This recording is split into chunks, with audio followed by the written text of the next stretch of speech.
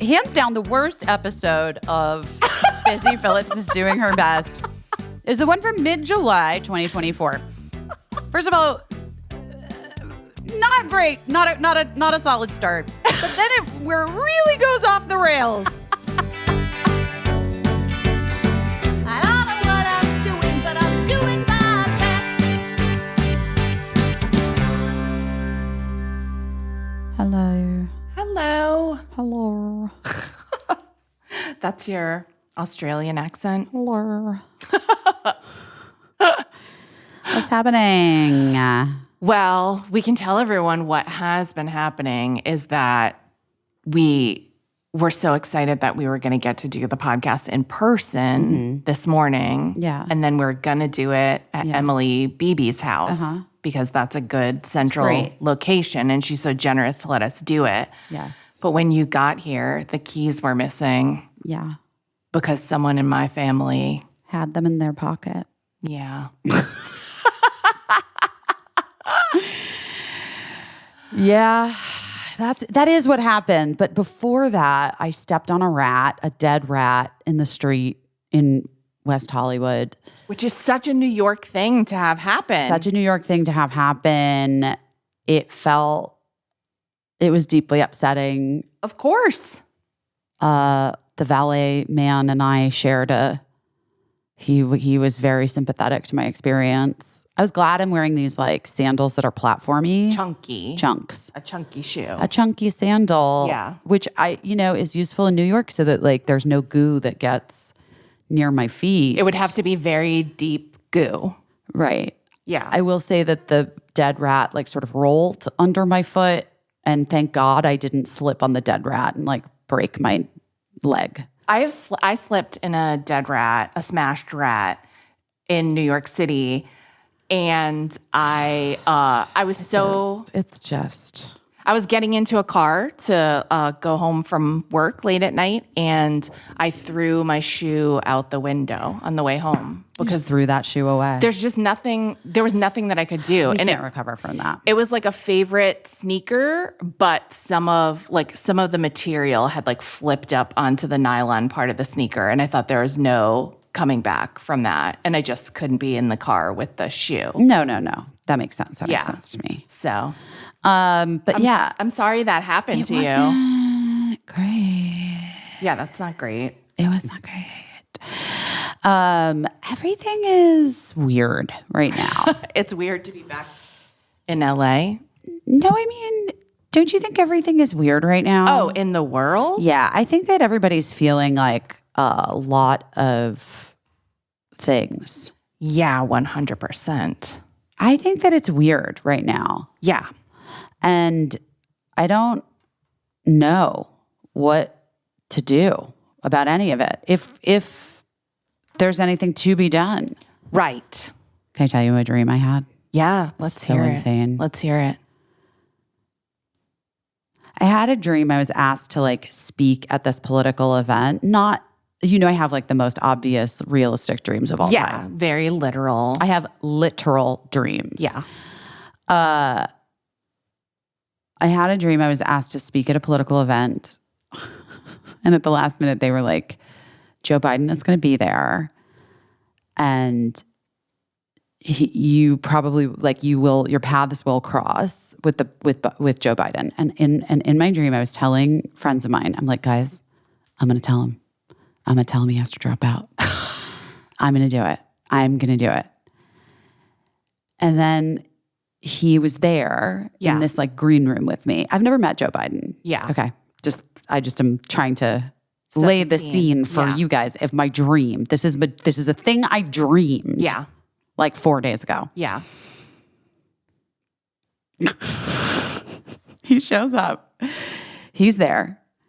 He's so nice to me. Yeah. And so personable and looks me in the eye and is totally normal and whatever. And I just say hello to him and thank him and like whatever. And then he leaves and I'm like, I couldn't do it. I couldn't do it. Well, he won you over in the dream.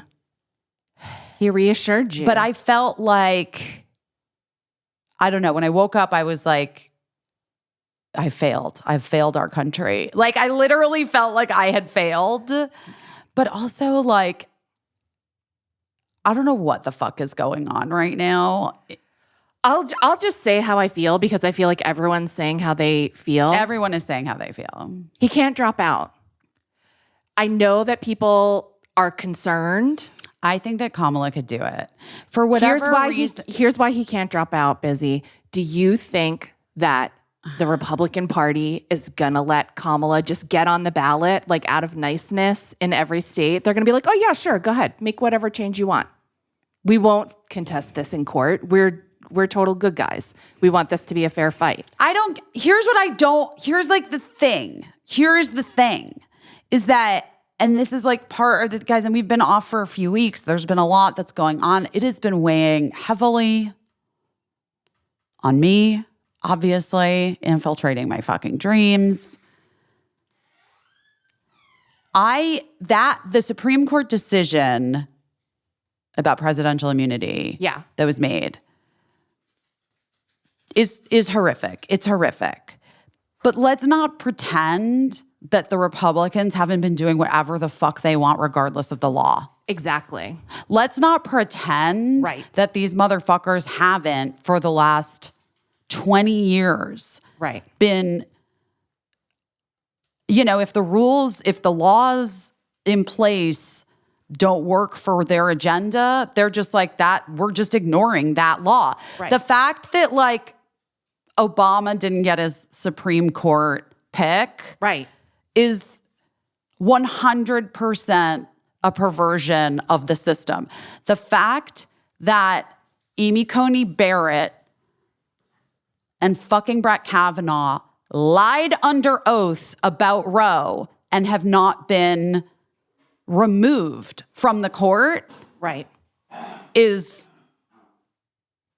a failure of our system. And the fact that the laws that are in place are only good if everybody agrees to honor them. And the Republicans for the last 20 years have just been like, well, no, actually, fuck you. We're going to do whatever we want anyway.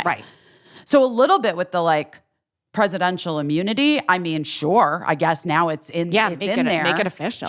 Fine, make it official. But let's not pretend like these motherfuckers aren't doing whatever the fuck they want. And then our side is just kind of like, well, we don't know. Like, I guess let's just like approve Brett Kavanaugh. Let's just like let him have his picks. No, shut down the fucking government, motherfuckers. Have some fucking balls. Run Kamala and Gretchen Whitmer together. Fucking run two women. I'm fucking done.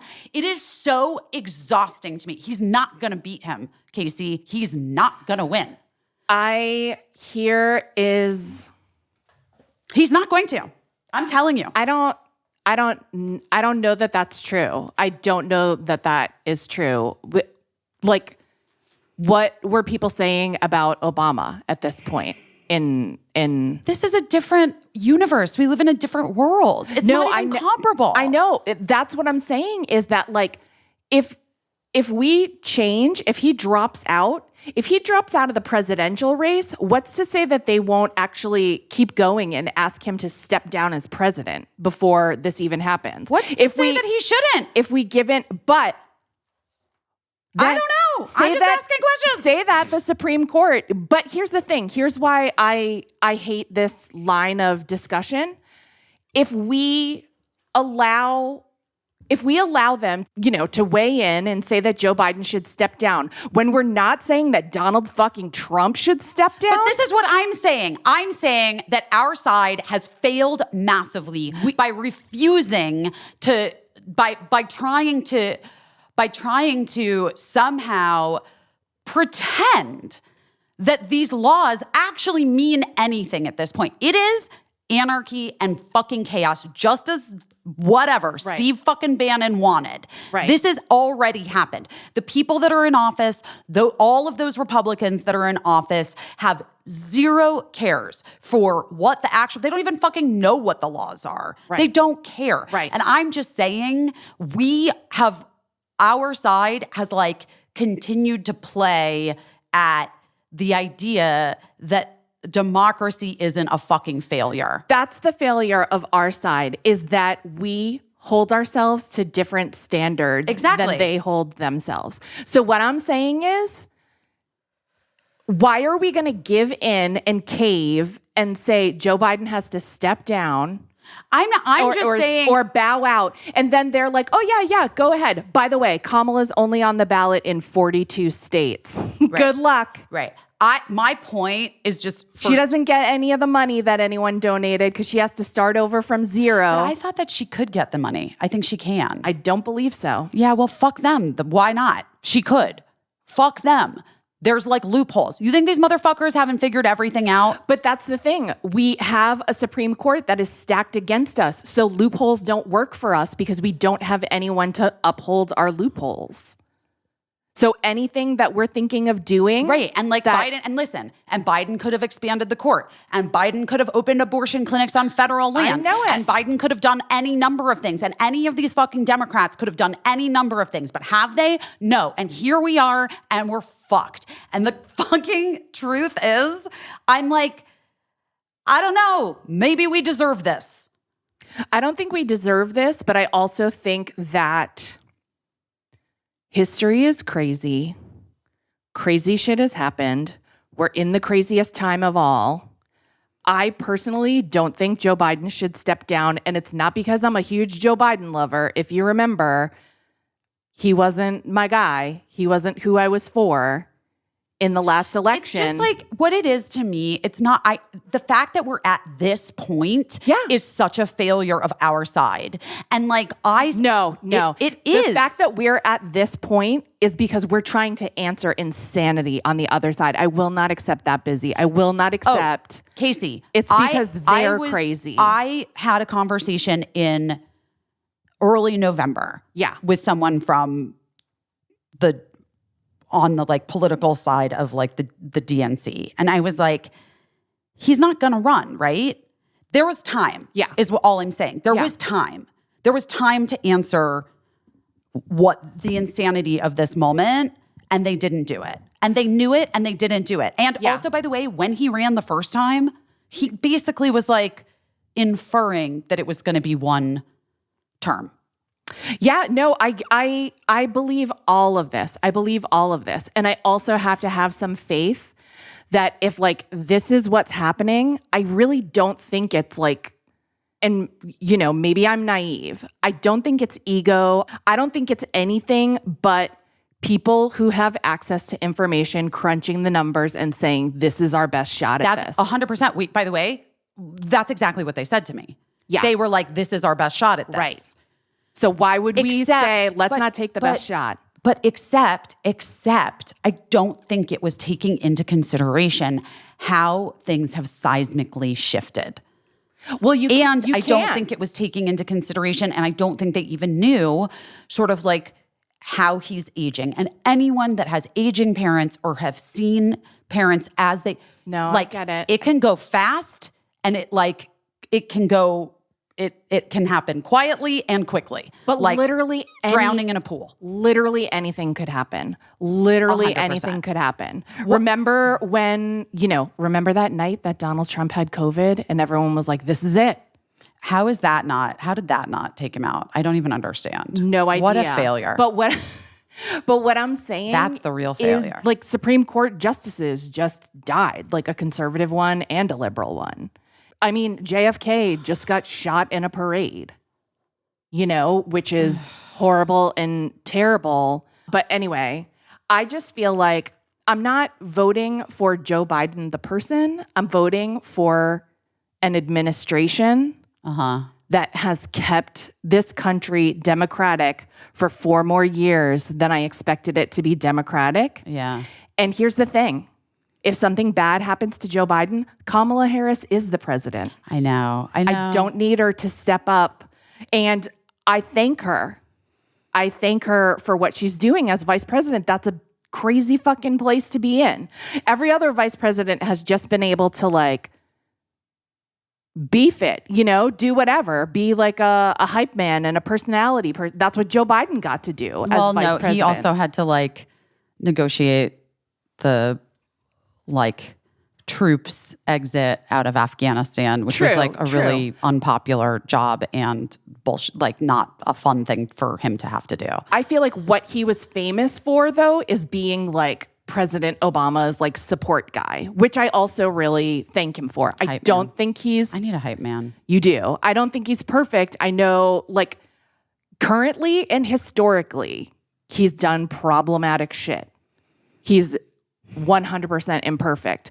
But I don't, like, I'm not voting for him. I'm voting for, like, as they say, the bus that gets me closest to where I want to be. Look, and I'm not saying I'm not voting for him. I'm just saying, I'm just airing my fucking... No, I know. Annoyance at, like, the failure of the system and the failure of our side to adjust accordingly to an ever-shifting landscape of, or I should say hellscape, of insanity that is being like thrust upon us from the other side. I mean, they should not have confirmed Kavanaugh. I'm sorry, shut the government down. But this is what... They should not have confirmed Amy Coney Barrett. I'm sorry, shut the government down. Neil Gorsuch should not have been able to make a decision on January 6th. I'm sorry. Right. No, you're 100%. And our side is the one that's like not holding them accountable. The people we've put in office. You're 100% right.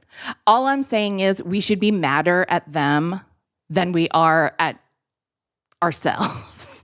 And that's the battle that we need to fight, regardless of, I don't care if it's Joe Biden. I don't care if it's Kamala Harris running. I don't care if it's Hunter Biden gets somehow on the ballot from jail.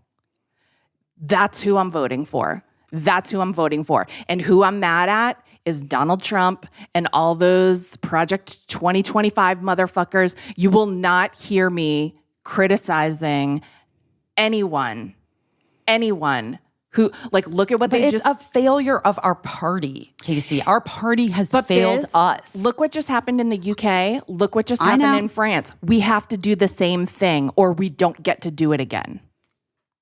We have to get together with every person we were. My point is like, that's what the stakes were 4 years ago. Yeah. And here we fucking are. And we did what we had to do. No, and they confirmed Amy Coney Barrett to this fucking Supreme Court, and they haven't done nearly, and women are literally in their fucking parking lots of hospitals waiting to die of sepsis. Right. And they're challenging, like, I get it. Fucking failed. I get it. It's not about, I'm just saying, like, that was the shot. And like, I know accomplishing a lot in 4 years, is difficult. And I know that there are great, whatever. It doesn't fucking matter. Yeah. The point is, it should have been better organized and there should have been more understanding from the people who are like in charge of this side. Yeah. As to what we were up against. The fact that Donald Trump is even being allowed to run again. Is absolutely unhinged and fucking insane. And every single person, like, I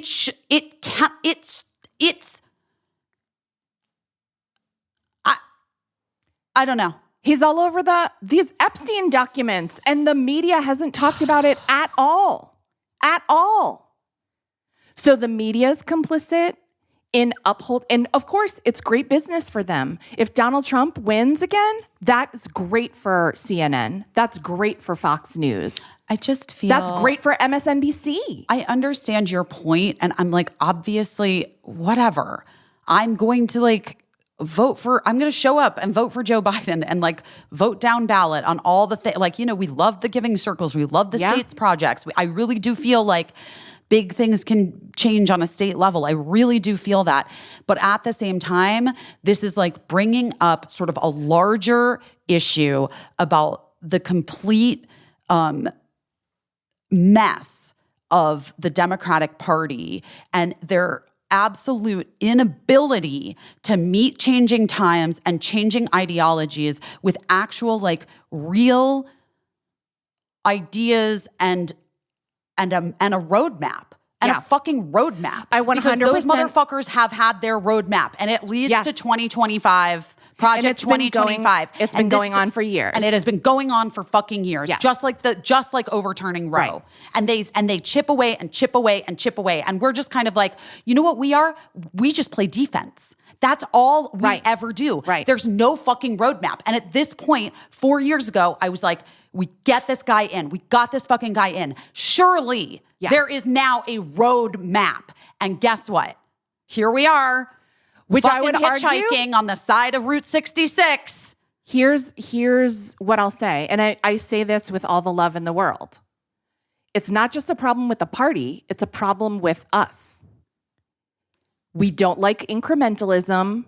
We want everything that we want when we want it right away. And if we don't get it, we're like, well, I'm voting for Jill Stein. I've never said that personally, but people do.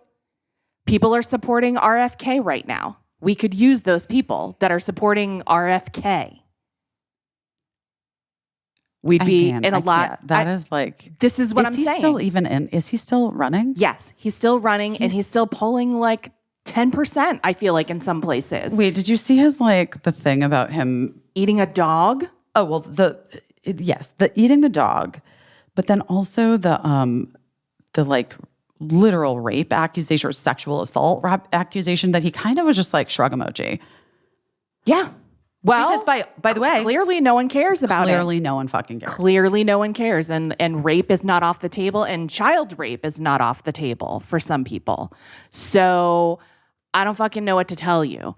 But I just feel like I totally agree. I know it sounds like I'm disagreeing with you. No. We're on the same team. We're on the same page. But the truth, I just feel like now, you know what I mean? I feel like this is a little bit like we're at the state finals of the big game, and we're trying to talk to the coaches about like where they went wrong all season. And I just feel like it's like right now we gotta try to just win this game. But it's like I just feel like I'm not waiting for Superman, man. I get it. Like that doesn't exist. And I'm not a person that's like waiting on a Superman. Right. I unfortunately feel like our party just does not have a plan in place in terms of like how to right the ship, whether or not it's incremental or not. Like it doesn't exist. And they're just trying to like continually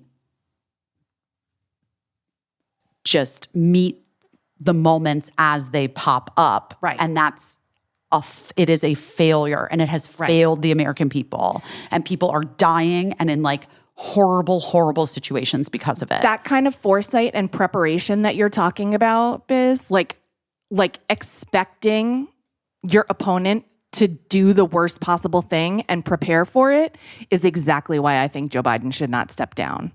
Because if you don't fucking think that they will fight in the crooked courts with all the judges that they appointed to keep him off a bunch of ballots, and so that we don't even have a chance of winning the Electoral College, if we don't think that they'll do that, we do deserve what we get. Because it will be the most naive idea. I think I also, Caissie, like I know it's too late. Like I get it. I'm angry. Like a lot of people. I'm just fucking angry. I get it. And I'm angry that it feels like we're in this moment now of panic when it didn't need to be this way. And anyone could have seen the writing on the wall. It's the same thing I felt like with Dobbs, honestly. Yeah. When I was like, hey, guess what? We've been talking about this. Yeah. We've known that this was about to happen. Yeah. And nobody else in our party or, look, the fact that before this election, they haven't, what is it called? What is that thing called? You see, I can't even keep this shit straight because I'm not a fucking politician. And it's like, this is exhausting. The Something Act or whatever, the Comstock Act. The Comstock Act. Like the fact that like our side has not did not band together and right after Dobbs. Right. To make sure that the Comstock Act was null and void. The fact that we didn't do that, we're fucked. By the way, we're fucked. It's a matter of time. We're fucked. And that Supreme Court decision about abortion and about EMTALA, it's not a decision. They are kicking the can until their guy gets in office. Right. And then you better fucking believe that it's done. Then we better fucking get our shit together. And I think that means that Joe Biden says he's in. We fucking go all in with Joe Biden. Yeah. Kamala's on the ticket. She's there. She's ready to take over if need be. By the way, if this makes anyone feel any better, and this is just one girl's experience, he's not sundowning. He's not like, I worked with the elderly for a long time. And guess what? Even if someone had Parkinson's disease who was a physicist, they were still a fucking physicist. You know what I mean? Like, they're still sharp and brilliant. And, you know, like, I'm not worried about that. Donald Trump is just as fucking old as Joe Biden and in worse physical shape. No one's seen him in 11 days. No one's seen him out in public. And no one is asking about it. The media's not asking. They're still talking about Joe Biden wasn't great in a debate. I mean, I just feel like I'm not just voting for Joe Biden. I'm voting for Kamala. I'm voting to hold this off for one more time so that we can address inequalities on the Supreme Court and hopefully try to reverse things. And like, maybe I'm totally naive. Maybe it was all ego that kept Joe Biden in this race. I do tend to think it's like people crunching the numbers and saying this is the best shot we have. I know that is what they have felt that they were doing. Yeah. My only response to that is that the numbers have changed. Yeah. In terms of like I don't think the old algorithms work because clearly everything is different. And like, well, I don't know. mean, the past Wait, hold on a second. Our California salads are here. The past few election cycles have also predicted like a red wave that has never materialized. So yeah, I mean, I agree. I don't think the polls work anymore. I don't think we can trust any of it. And I hate to be that girl who's like, I don't trust it. I don't want to be like a tinfoil hat person, but the polls have been wrong over and over for the past several elections. We shouldn't be here. It shouldn't be so incumbent on us to fucking save ourselves, but it's been Black women that have saved us over and over. And white women, that's another thing. I don't want to be a fucking waffly white woman. I don't want to be responsible for the shit that I've been mad at other white women for the past. I mean, look, the truth is though, like, I'm not waffling. I'm saying no, I know. that obviously I'm going to fucking show up and vote for this guy. Right. I'm just saying our party has failed and like we need to figure it the fuck out. And Yeah. I wrongly thought that it was happening and it wasn't. I mean, and the white women that suck are these white women that like vote against. who are like, I'm going to vote for RFK. I'm going to vote for Marianne Williamson. No, ma'am, no. Or don't vote at all. Or I'm going to vote for who my husband tells me to vote for or whatever. There's still women that do that. I mean, those are the numbers. Fuck a poll. Polls are not accurate. They have shown time and time again they're not accurate over the past number of elections. Go back and look. What is accurate are exit polls. And those percentages show time and time again, white women say one thing and then they vote for the guy that wants to put a padlock on their ovaries. That's fucking crazy, ladies. It's crazy. Also, just like deal with your fucking daddy issues. You know what I mean? Yeah.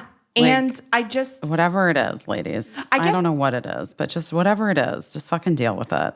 I feel like I know I sound like, whatever. I probably sound like I'm in denial, but I just feel like now is not the time where I'm going to discourage anyone and make anyone think that it's hopeless, because right now it's not hopeless. It's not hopeless, but there's a lot of fucking work to be done. And so like, let's do that work. Let's do that work instead of expending effort discouraging people, because there's going to be plenty of fucking time to be discouraged if it goes south. Every time we talk about Haya children's vitamins, I have to mention the embarrassing story that when I was a new mother at age 29, I did not know that most children's vitamins were mostly just gummy junk and sugar.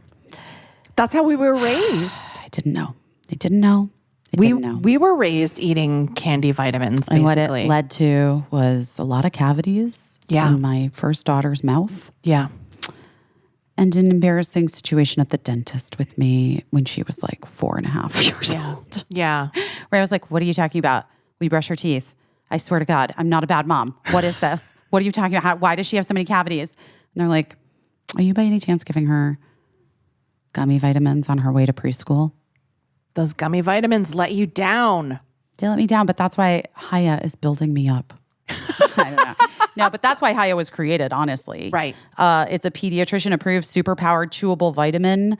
Most kids' vitamins have at least 5 grams of sugar, and let me tell you something, contributes to a lot of health issues, including the worst, cavities. For little kids is not fun. Just don't recommend having to have your young child have cavities filled. You just don't want to deal with it, guys. No. And then you're like, but it's their baby teeth. No, they have to fill them because it could rot. Their healthy teeth won't. But it's a whole thing. It's a whole thing. Just trust me when I tell you, invest in Haya children's vitamins for your kids, because Haya is made with 0 sugar, 0 gummy junk, but it tastes really great. It's perfect for picky eaters, and it fills in the most common gaps in modern children's diets to provide a full body nourishment for the kids and a yummy taste that they love. It was formulated with the help of nutritional experts. Haya is pressed with a blend of 12 organic fruits and veggies, then supercharged with 15 essential vitamins and minerals, including vitamins D, B12, C, zinc, folate, and many others that your kids need to help support immunity, energy, brain function, mood, concentration, teeth, bones, and more. Haya vitamins are non-GMO. They're vegan, dairy-free, allergy-free, gelatin-free, nut-free, free of everything else that you don't want. And it's designed for kids of all ages.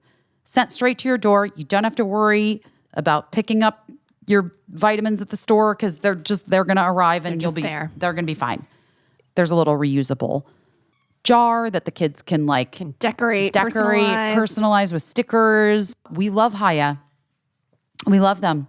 And we've worked out a special deal with Haya for their best-selling children's vitamin. Receive 50% off your first order. To claim this deal, you got to go to hayahealth.com/busy.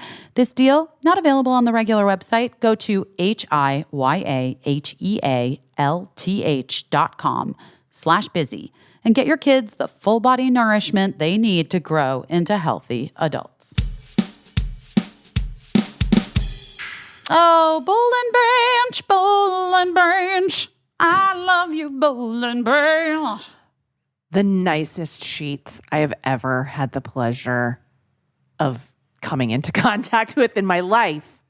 They're literally my favorite. When I see them on my bed, I get so elated. And then I'm like, tonight I'm taking a bath. I'm shaving my legs. I'm moisturizing, and I'm going to get into those sheets tonight, baby.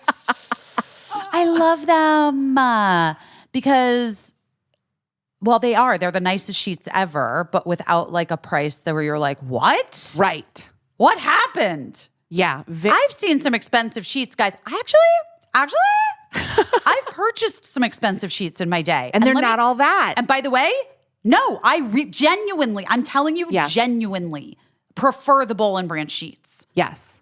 To these very, very stupidly expensive sheets. Because they just get softer and softer. And I have the stripy sheets, and they're ever so slightly textured which I love. But they also have non-stripy sheets, which are smooth and soft. I have the stripy sheets and I also have the non-stripy sheets because I ordered more because I love them. Because you need them in constant rotation. I need them in constant rotation. Yeah. I mean, that it's 100% organic cotton. That's the signature sheets. They use the highest quality thread on earth. They're very breathable. They're very buttery to the touch. They get better with every wash. And they work for cold and hot weather. Yeah. There's 10 different colors. They do all the sizes of all the mattresses, twin up to California King. You feel the quality immediately. I love how they get softer every time you wash them. I also love that they're labeled with top and bottom tags. So making your bed is just easier than ever. If that kind of thing frustrates you. It always frustrates me. And they give you a 30-night worry-free guarantee with free shipping and returns on all U.S. orders. What? What, Boll and Branch? You're too generous. Guys, get your coolest, most comfortable sleep with Boll and Branch. Get 15% off plus free shipping on your first set of sheets when you use promo code BUSY at bollandbranch.com. That's Boll and Branch, BOLLANDBRANCH.com. Promo code BUSY for 15% off plus free shipping. Exclusions apply. See site for details. I actually just think that the discourse that's happening right now with so many people, I mean, outside of the media, because the media fucking blows and we know this, and we all need to get smarter about that and just turn it the fuck off. Right. But I actually think that part of what I think is really happening is and this is from my own personal space of what is happening for me, which is the realization that we actually, it is actually on us to get more involved all the time. All the time. Because like I said, I was under the impression that this would be figured out.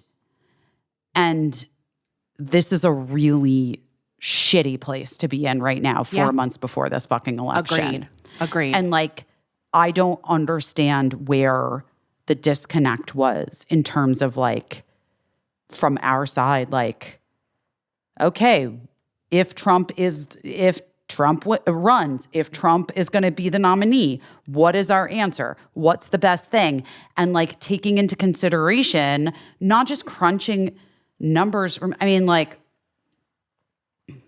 unfortunately, the thing that was said to me was basically, we felt because Joe Biden beat him once, he can do it again. Right. Joe Biden barely beat him. Need I remind you? No, he killed him. Need I remind you that him. The other side was we have to.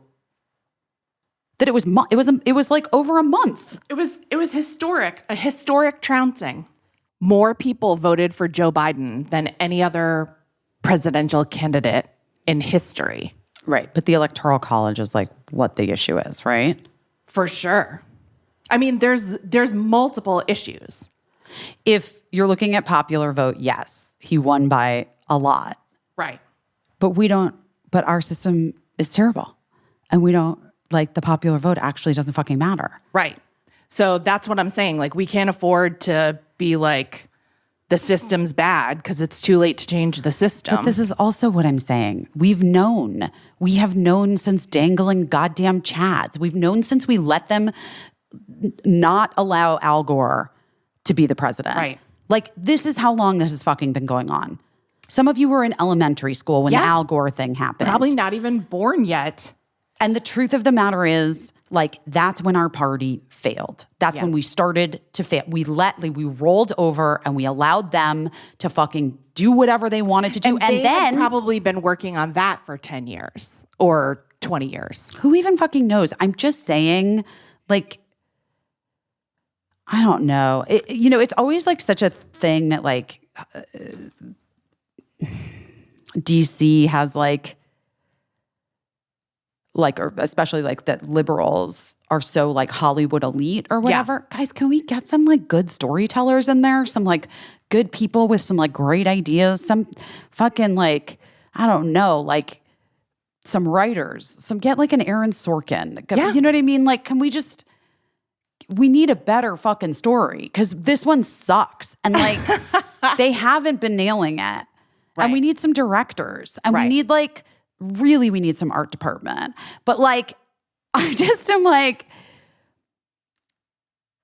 I don't know. I feel like I'm really like at a loss. And after that Supreme Court decision, I was on the plane coming here. I kind of had like an actual meltdown on the airplane because I really felt, and I do feel like we've failed. We have failed. We, the people, have failed in such a wild way at this point. I don't know if it is recoverable. Well, I mean, here's what I will say, and I say this with absolute love because I don't think you are alone in feeling that. I don't think it's possible to say whether something is recoverable or not, even in our lifetime. You can never make that assessment until it's over. And it's not over until... And democracy is almost over, but not quite. But you know what I'm saying? Like, you can't say it until you're pushing up daisies. Like, well, in the end, it never worked out during my lifetime. You know what I mean? And... which I know is fucking crazy. It is crazy in one respect, but then in another respect, like, look at people that like are very religious and they have like faith in God, that God is gonna save them. And, you know, time and time again, like their God fails them and they come back to faith. You know what I mean? And they're like, God is good. Like, he burned down my house, but like, then someone brought me soup and like God blessed me. You know what I mean? Like, they're unclear if your point is coming across right now, but yes. Okay. But do you know what I'm saying? I just don't know what the alternative is. Like, I'm not moving to another country. So it's either going to be, I'm going to fight like fucking hell for Joe Biden to win and hope that he can pull it out because he said that he's staying.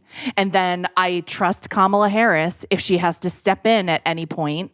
And I trust that we'll come in and fucking support her if she has to step in. Because if Joe Biden were to get elected and Kamala Harris were to step in because she had to at some point, do you think this SCOTUS wouldn't be like, oh, she forgot to fill out a form, and so like we get to appoint the new president? You know what I mean? Like, that's what they're going to fucking do. That's what they're going to do. So either I fight for Joe Biden now, or I fight for Joe Biden now. I hope for the best outcome. I'm prepared to continue to fight whatever happens on November 3rd of this year. And then hopefully I don't get dragged off to a fucking gulag for like tweeting mean tweets about Donald Trump at some point. Because you know we all did. And you know that's what he wants to do. And we know that all of this scary shit in Project 2025 that he's denied any knowledge of is totally his, you know, I don't think it's his plan, by the way.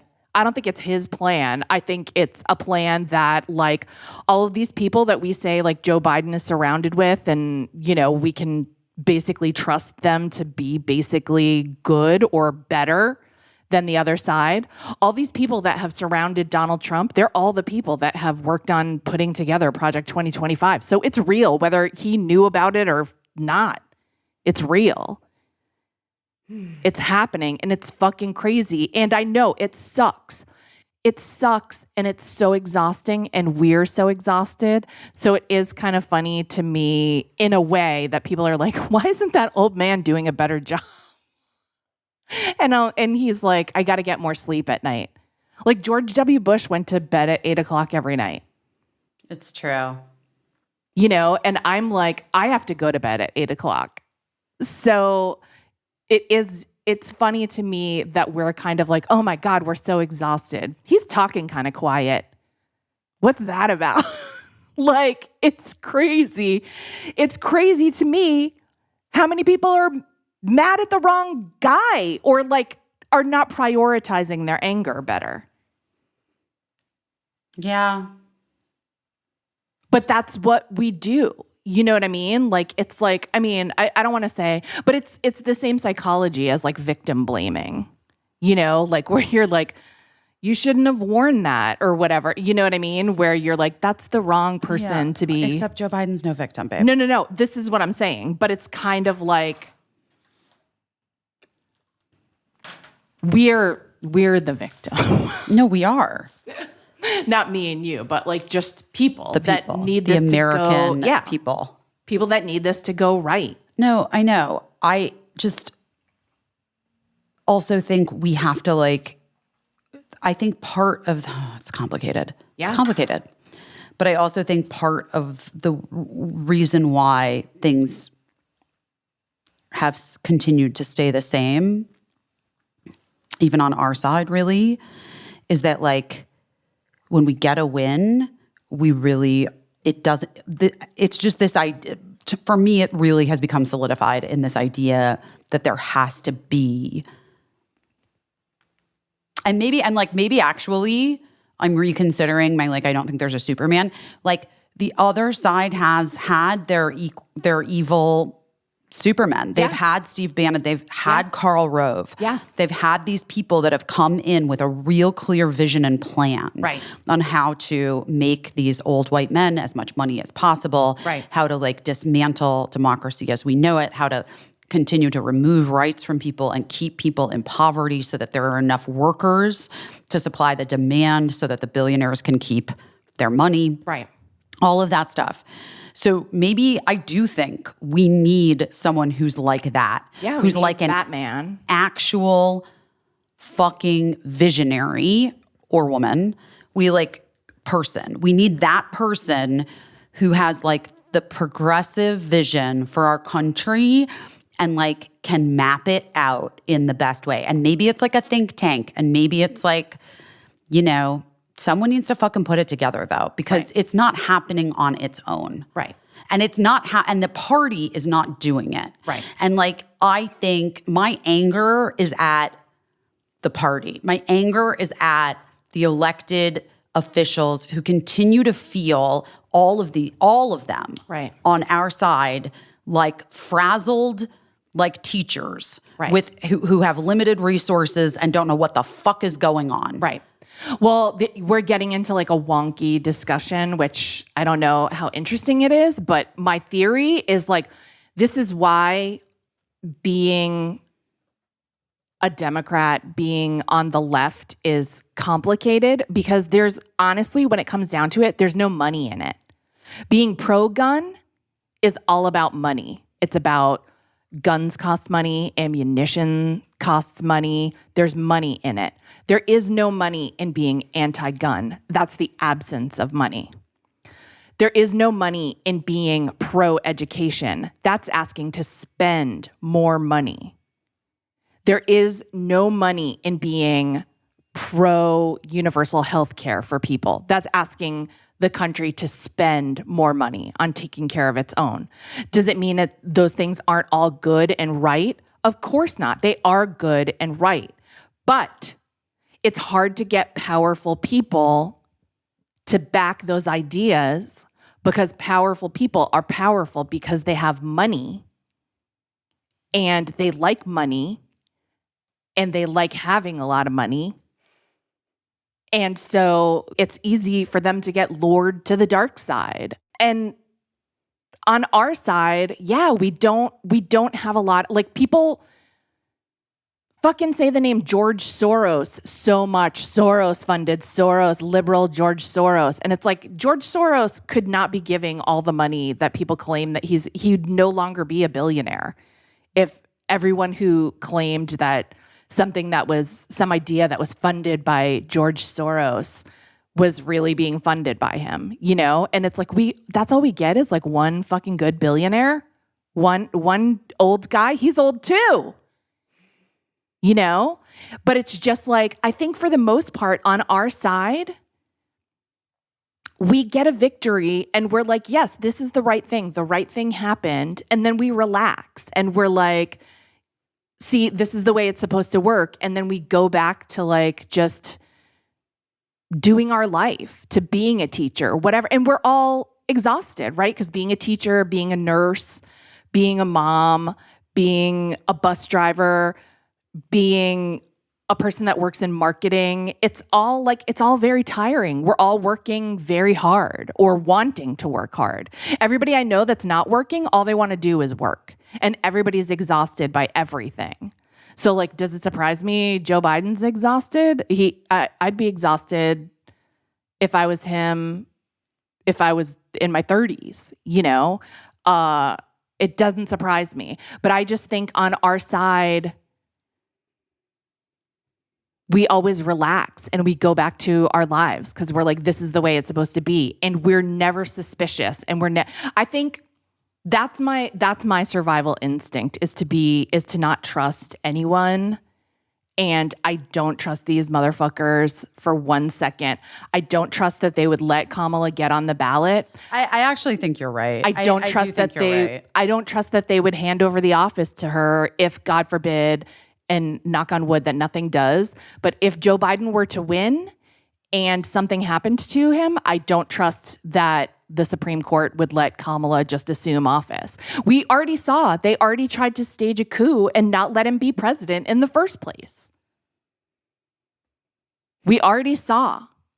So like, I don't know why we would trust being like, hey, we're going to do this unconventional thing. So my focus right now is like, I don't trust them. I don't trust them. I don't believe a thing they say. No, none of us should trust them. All I'm doing is barring the door. That's my job right now. I'm barring the door to the Capitol and trying to keep everyone safe. Then after that, then I have to put my money where my mouth is and I have to start working day one, November 3rd. I have to start working. And like you always do. That's one thing I wish you'd give yourself, some credit for. You've been doing this work all along. Like you haven't, you're doing everything you can do. I've done a lot and I do a lot and I like show up and I'm trying. I just feel like the dark cloud is just gaining nothing but momentum and overtaking us all. Yeah. And I hate it. And I don't know if there's, I've been trying to stay positive, but then the more and more I think about it, the angrier I am about all of it. And that we're even in this fucking position. The fact that we're in this position is such an abject failure of our system. And the fact that kids don't understand incremental change sucks. That is a real bummer because Dobbs happened because of incremental changes. Dobbs happened because in small wins. Because in 1990, they decided to start instituting trap laws. Yeah. And they made abortion more difficult to access and they made it more expensive for abortion providers and they stigmatized it so that it wasn't just about healthcare. It wasn't just about women's healthcare. I had a conversation with a friend the other day because another friend is sort of newly pregnant after a fertility journey. Ugh. And the husband said something to my other friend about well, I don't know why she's telling everybody because we don't even know yet. It's not enough time or weeks or whatever.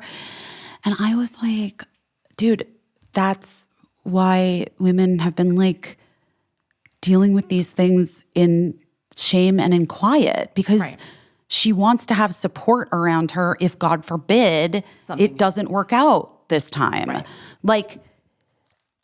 this idea, like, I don't know who fucking started it, but I bet it was a Republican.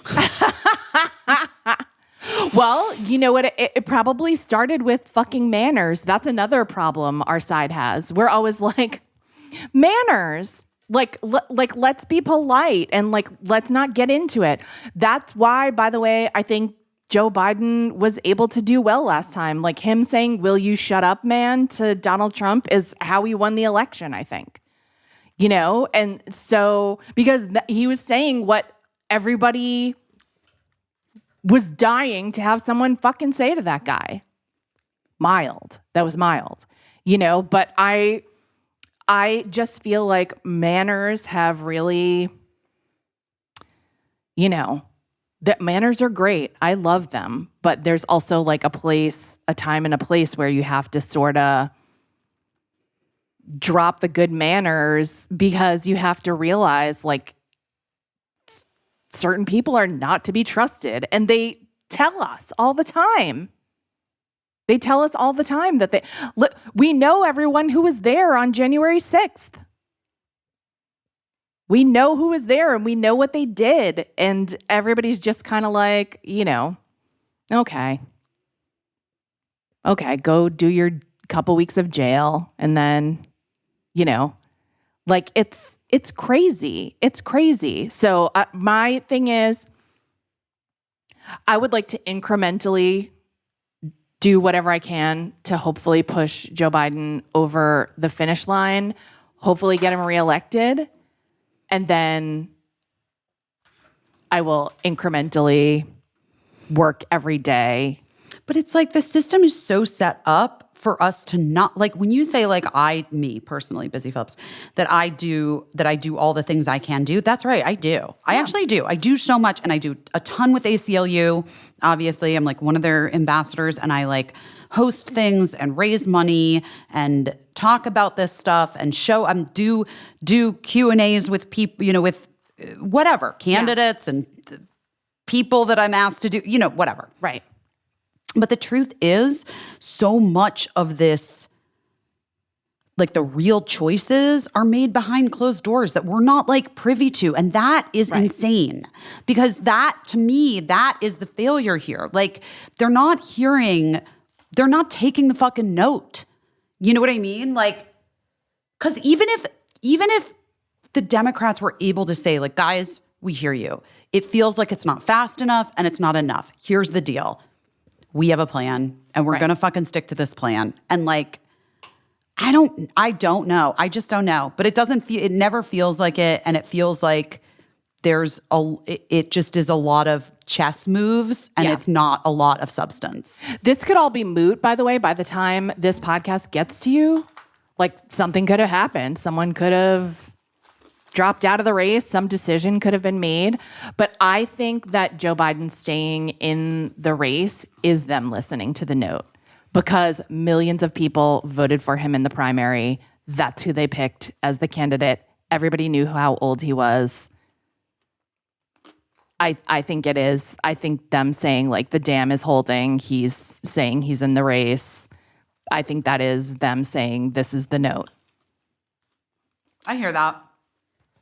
I can appreciate that. But you can't really say that either. You can't really, like, it would, imagine if Joe Biden was like, the people want me. You know what I mean? Like, that would be crazy. But what I do think right now is that the thing that I have to keep reminding myself is that the media is business and chaos is great for their business. Totally. That's why a car chase is great. When you work in the news, that's like a dream come true.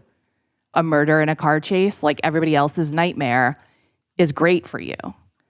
So I have to remember that, like, when Brian Stelter says something insane, like Project 2025 is actually a forward-thinking idea, that he's just trying to get a job again because he was fired by CNN. I don't know who Brian Stelter is. I don't watch the news. Good.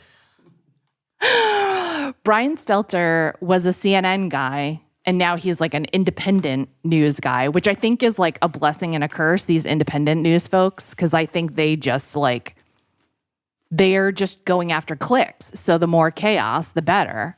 And then the news wants ratings. So the more chaos, the more disaster, the better for them. And so when have I ever told this story about when I worked at a news organization briefly? I don't know. Continue. Okay. And even if you had, so what? One time I'm not going to identify the news network, but one time I was asked to come work on a show that was going to be a version of The Daily Show, but from a 24-hour news network. And so I was like, okay, I'm not working at this time. I'll do it. And I met with the producers, and they were some people that had worked in late night, and I thought they were great. And they were like, yeah, we're assembling the team. We're going to move kind of fast. The weird thing is we don't know who the host is yet. The network is still deciding. And I was like, okay, that's weird. It's very backwards for TV. But I went to my little cubicle at this news organization, and I loved working there because they had an amazing cafeteria. Great. And I was like, okay, I'm starting to like write bits. I'm writing like Daily Show style bits. And we were having little meetings. And then on like the afternoon of the first day, a couple days before we were supposed to go on the air, they were like, we have a host. It's such and such serious news anchor, and it's no longer a comedy show. And I was like, oh, okay, am I fired? And they were like, no, you're on the team. Like, we need a team. We're having a show tomorrow. And I was like, I don't write the news. I don't know. I don't do that. What do I do? And so I was like, so stupid. I should have just walked out, but I loved that cafeteria. So I really wanted to try to stick it out for that cafeteria. But instead of walking out, I went to these older guys in the newsroom, and I was like, I have to write a news story for this show. What do I do? And this guy showed me, like, here, you go over to The Wire, you pull something off The Wire, you read a bunch of things, and you just pick something that you want to try to write a story to pitch about. And I was like, and it was at the time where the convention was coming up and Obama was the nominee.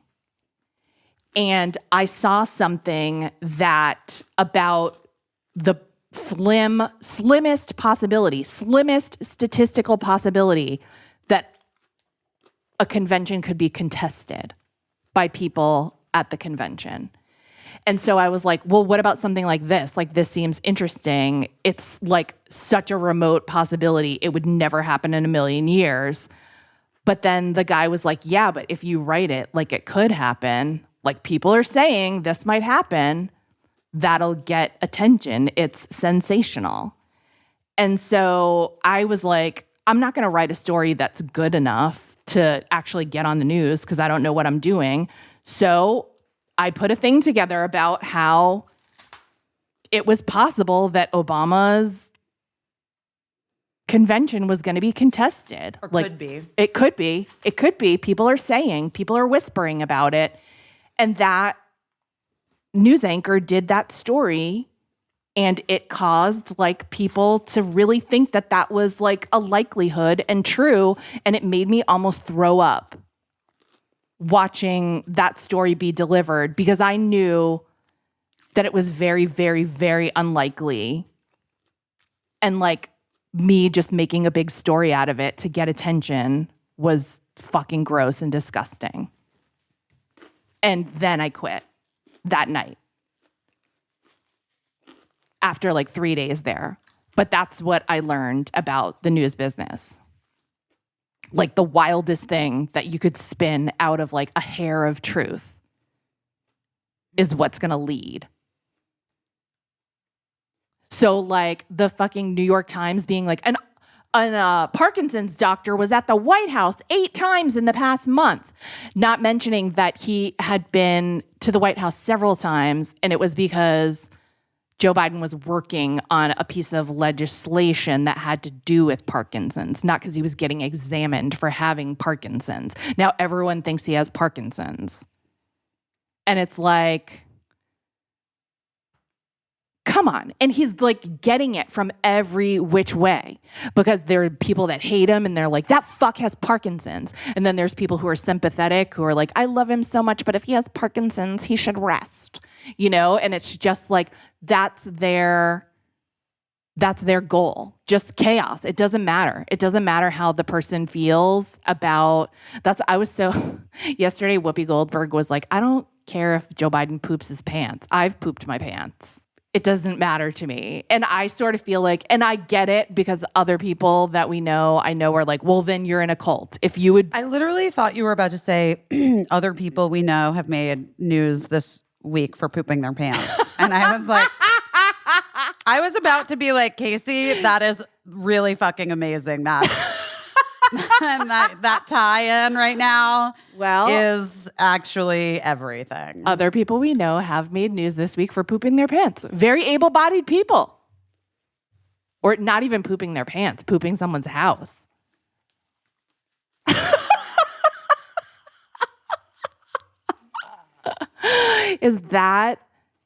If you haven't tuned out by now as we work out our very complicated feelings about democracy, you deserve to talk about the goss of Gwyneth Paltrow's house getting pooped. You guys, I can't believe how far and wide the story spread of this unfortunate incident. But I think that the point, let's just go into it. Let's just fuck democracy. We're gonna be fine, guys. Show up and vote for Biden. You know what I mean? Like I don't know. Whoever. It's gonna be Biden. But we're gonna show up and vote for Biden, and then like make sure you're voting down ballot, and let's just get everybody out there, and we're just gonna all show up, and it's gonna be fine. And I'm gonna breathe, and it's gonna be fine. Oh, wild grain, wild grain. I have a wild grain sourdough at my house waiting to go into my fancy new oven, and I cannot wait. I can't wait for you to do that. Maybe I'll make a TikTok video of it. Maybe you should. I made a TikTok video of my oven, and I thought that it was going kind of wildly viral. It had like 160,000 views. But then I saw another TikTok video that was just like a mom putting eggs in her kid's fridge, and it had like 3.8 million views. Oh. And I was like, 160,000 isn't really that viral. But I think the wild grain baking in the oven could get me to go viral, like those eggs maybe. I think so too. Here's what I love. I love wild grain from top to bottom. It's the first ever Baked from Frozen subscription box. It's got for sourdough breads, fresh pastas, artisan pastries, like croissants, and all kinds of delicious pastries. Every item bakes from frozen in 25 minutes or less. There's no thawing required. You can also customize your wild grain box so you can choose any combination of breads and pastas and pastries. The pastas for me come in clutch with my children because the cooking time on the fresh pasta is so fast. It's like moments. No, it's like 2 minutes, basically. I actually think it's 2 minutes. And sometimes when I'm having like a child that is about to lose it because they're so hungry, I'm like, thank God I got that wild grain pasta in my freezer. Because as soon as this water boils, that pasta is essentially ready. My husband's been making himself croissant breakfast sandwiches every day, and he has never been happier in his life. This is his moment. I love that. Me too. I love that for him. He deserves it. He does deserve it. And you know who else deserves it? These people listening right now. Yeah.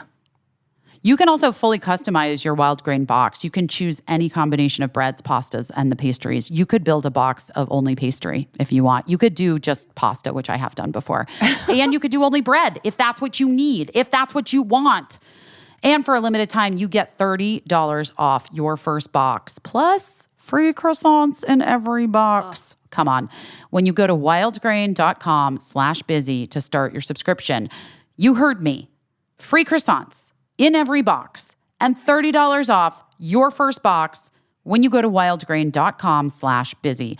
That's wildgrain.com/busy, or you can use promo code busy at the checkout. I just reordered all my Blue Land stuff. Because, you know, how I feel about the toilet tablets. I love the toilet tablets so much. And can I tell you, Blueland is the promo code that I feel like real life friends text me for the most. Like, I got to order that Blueland because the toilet tablets really are that good. Oh my God, they're really that good, guys.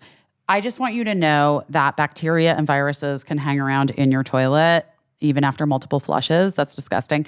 But also, when you use Blueland sustainable toilet cleaner tablets, you drop them in, you watch it fizz, you brush it, you flush it. It's that simple. It's like a little bath bomb for your toilet. It is. Oh my God. I was about to say the exact same thing. And I have the lavender scent and it's so nice. It smells so nice. Also, guys, it's plastic-free July. Did you know that on average people generate 1,800 pounds of plastic waste per year? Ew. Underscoring just how important the plastic-free July movement is. Individual actions do matter. Impact can add up quickly. Blueland is on a mission to eliminate single-use plastic by reinventing cleaning essentials to be better for you, better for the planet, but with the same powerful clean that you're used to. There's no single-use plastic in any component of Blueland products, from bottles, tablets, and wrappers to the shipping. Their tablet packaging is fully compostable. Their products are effective and affordable. And you can get even more savings by buying refills in bulk or setting up a subscription. Their subscriptions are customizable and convenient, so you never run out of your most used products. Blueland is trusted in over 1 million homes, including both of mine. We laugh because it's true and also kind of sad, but also true. I love it. It's clean ingredients. It's effective. It's affordable. And I know that I am not adding to the world's issues of all of this plastic trash everywhere, including in our testicles. I want you to know that Blueland has a special offer for you, my listeners. Right now, you get 15% off your first order by going to blueland.com/best. You're not going to want to miss this. Blueland.com/best for 15% off. That's blueland.com/best to get 15% off. So if you missed it,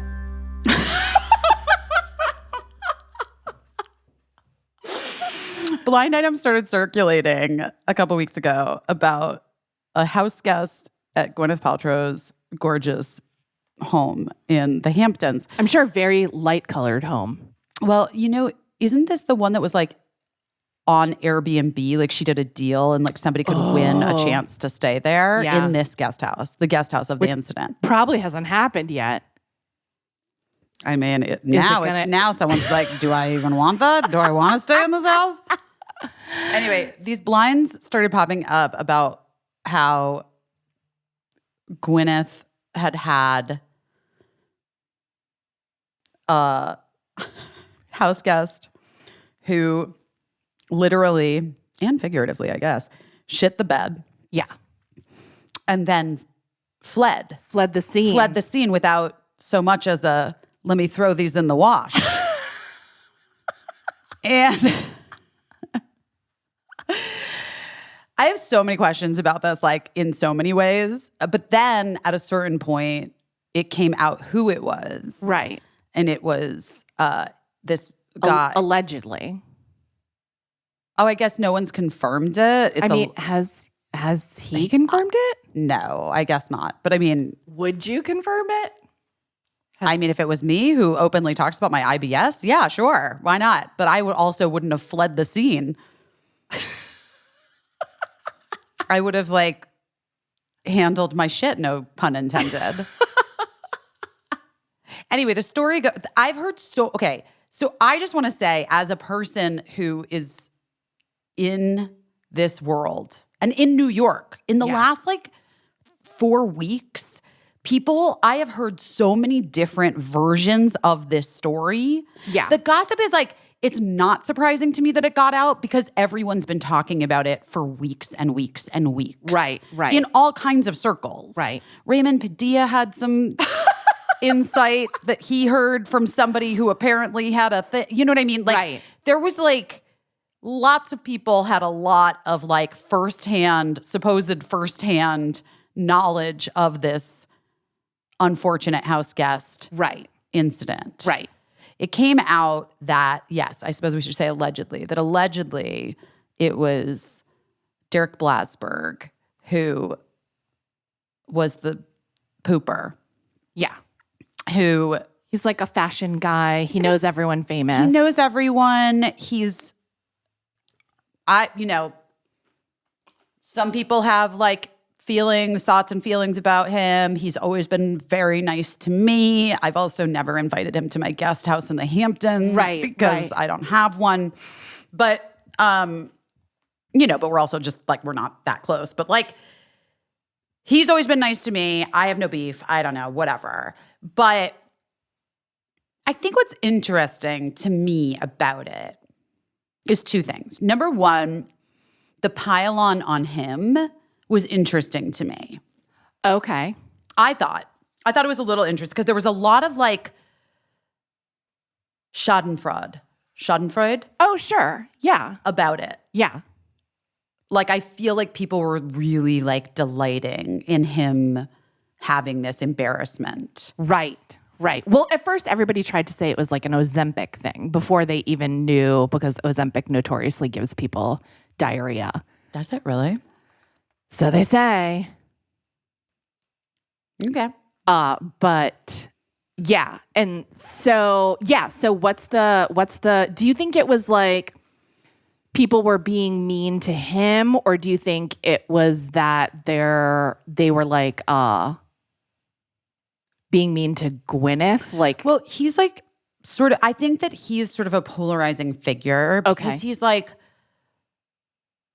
because it's unclear what he does. Right. Why he's friends with everyone famous. And what his talent is. Right. Or like why he's a person that has had all of this like access and why he's allowed to stay in the guest house. Right. You know what I mean? Right. And I think that there's, he's like a writer and sort of like a personality. Mm-hmm. And he's had lots of like I remember when I first met him, I was like, I have no idea what this person does. Right. Does this person do something? Right. Like I don't think but he's not exactly like a writer. Like it's not like that. Right. He's not like a journalist. And yeah, and he sort of seems like presents as like, it's a little bit of like, and I'm not saying this about you, Derek, if you're listening, not that you are, but I'm just like, I think it gives a bit of a Talented Mr. Ripley vibe. Oh, I see. Yeah, that's what people think. A little bit of like an interloper. Yeah. And like interlopers, okay, like someone who is exceedingly beautiful, for instance, or exceedingly talented, or exceedingly wealthy. Well, I was going to say, no, I'm saying like a person who comes from not that world. Oh, right. Is like sort of allowed access based on a few things. Yes. And he seemingly sort of didn't have the things that normally people have in order to like gain that kind of access. Right. Yes. Do you know what I'm saying? Yeah, I see what you're saying. And so that is where I think that's part of what is interesting to me about the story and why I think people were like kind of delighting in it. Yeah. Because it's a little bit like he was like exposed for the true thing of what he is, which he's never denied, which is just like, he's just a guy. Right. From the Midwest. Right. Which, moved to New York with like, just like liked dream. Fashion. Yeah. And wanted to just be around fancy people. Right. And then did it. And then was around a lot of fancy people. And then like got jobs like advising on fanciness. Exactly. Same as me, but like he's fashion, I'm comedy.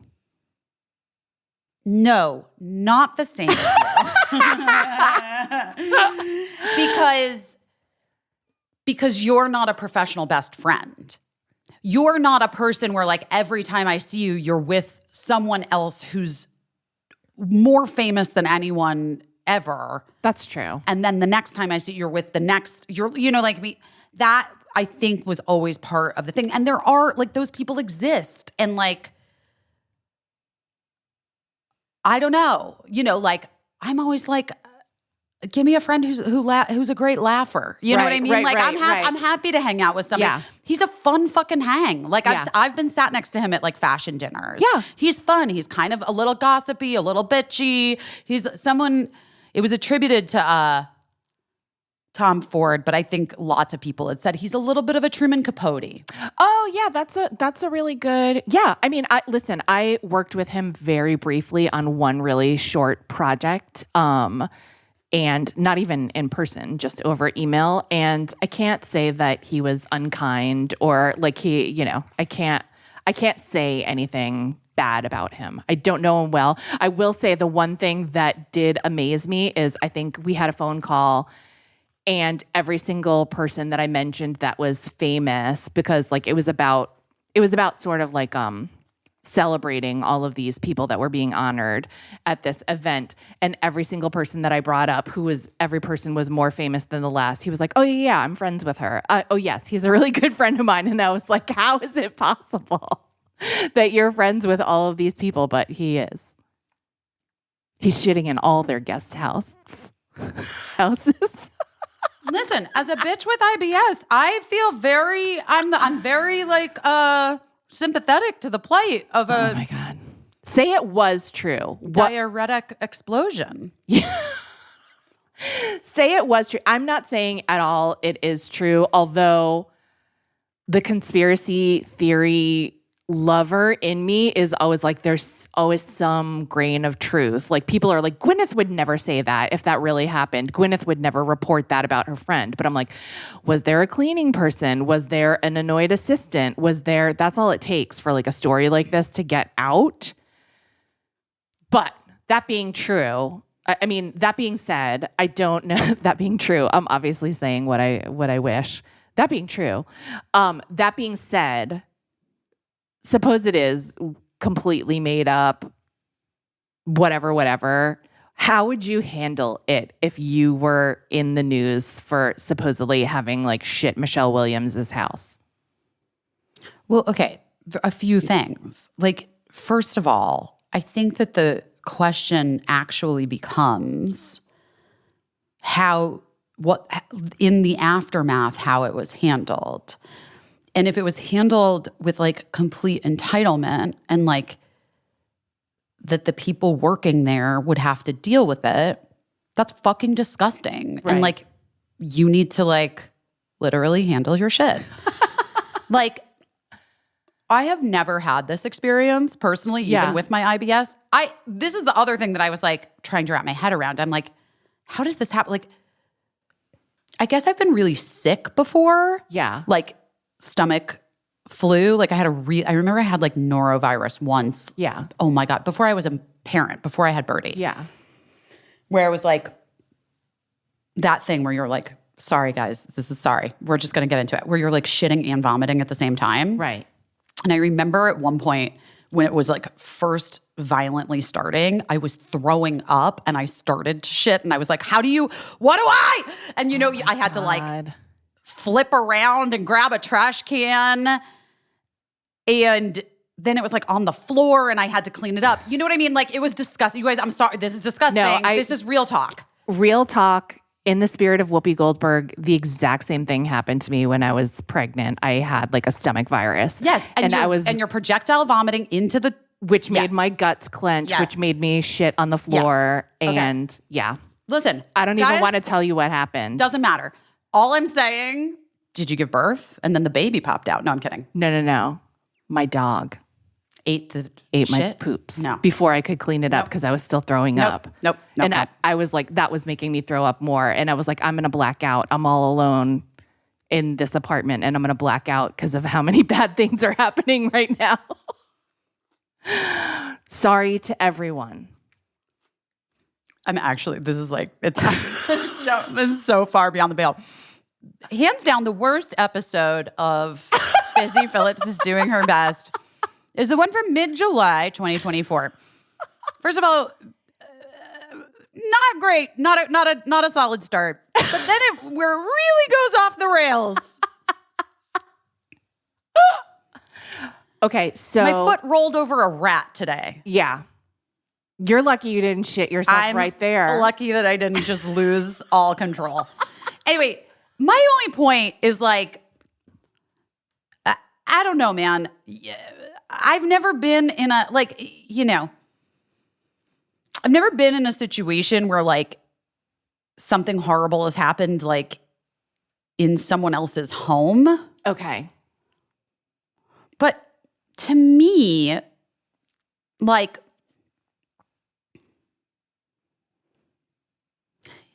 even if I hadn't shat the bed or ruined the bathroom or whatever, because there's like different versions of the story. The story is like a little confusing. That like in some versions of the story, it's the bed. In some versions of the story, it's the bed and the bathroom that like got on the walls somehow. In some version, it's like just the bathroom. I don't fucking know. We don't know. All I think is that in order for something like this to get out in this way, it was in the aftermath where it devolves. It's not in the like being sick or whatever, because like your bodies are gross and weird and do horrible things as we've just described. Yes. Where it falls completely apart is the idea of a person who feels so entitled that they leave it. Right. For someone else to clean up. Or someone feeling that someone deserves to be ridiculed for something like that for whatever reason. You know what I mean? Like suppose but I would say in all of the accounts that I read, it was that he didn't clean it up. There was not what that was like always the crux of the story was that there was no acknowledgement of what had happened and then just like left the scene. Well, we can't know that. We can't know. We can never know. So anyway, to bring this all full circle to your original question, if it were me and this came out, I would be like, oh my God, no, I fully cleaned it up. I don't know. I guess I missed something and I'm horrified. Right. I was so sick. It was not Ozempic. It was the fucking crab. I'm horrified. Yeah. And I will do whatever it takes to make up for it for my dear sweet friend. I'm so embarrassed. Oh my God. That I didn't get it all. I don't know. Whatever. Hire a cleaning crew. I'm having the bathroom repainted. It's the wallpaper is being taken down as we speak. I'm re-wallpapering it. I think it's mostly that people just love a good story. It could have honestly been that like, who knows? Like one version that I heard was that he like offered her housekeeper $100 and was like, I made a mess. Okay. And I'm like, $100 is not enough. Right. It needs to be, And also clean it up yourself. And also like, maybe that housekeeper is like is ground zero for putting that story out there and being like, can you believe this fucking guy? $100. I mean, it is wild. Here's what wait, okay. I'm sure she does not listen to this podcast, but a friend of mine talking about shitting stories and not owning your shit. Literally. A friend of mine went on a date with a guy, like a dating app. She made a date with him. And this all tracks for this friend, by the way. I love her, but I wouldn't date her. Sure. She went on a date with this guy. She was like, this is promising. It's going pretty well. Then she had to catch a train. And she was like, we need to start wrapping it up. I have to catch a train back to the city. And he was like, okay. She got in the car. She had a rumble in her tummy. And she was like, oh no, I have to, actually, can we stop somewhere? I have to go to the bathroom. And he was like, we're right near my apartment. You can use the bathroom in my apartment. And she was like, listen, because we just met each other, like I'm feeling awkward. Would it be okay if I just took your keys and ran up to your apartment and used your bathroom and then came back down? Because like she didn't want him in the apartment because she knew she was about to blow up his bathroom. And he was like, yeah, that's fine. So he gives her his keys. She goes up, as predicted, blows up his bathroom and is like, oh my God, thank God I made it. She flushes the toilet.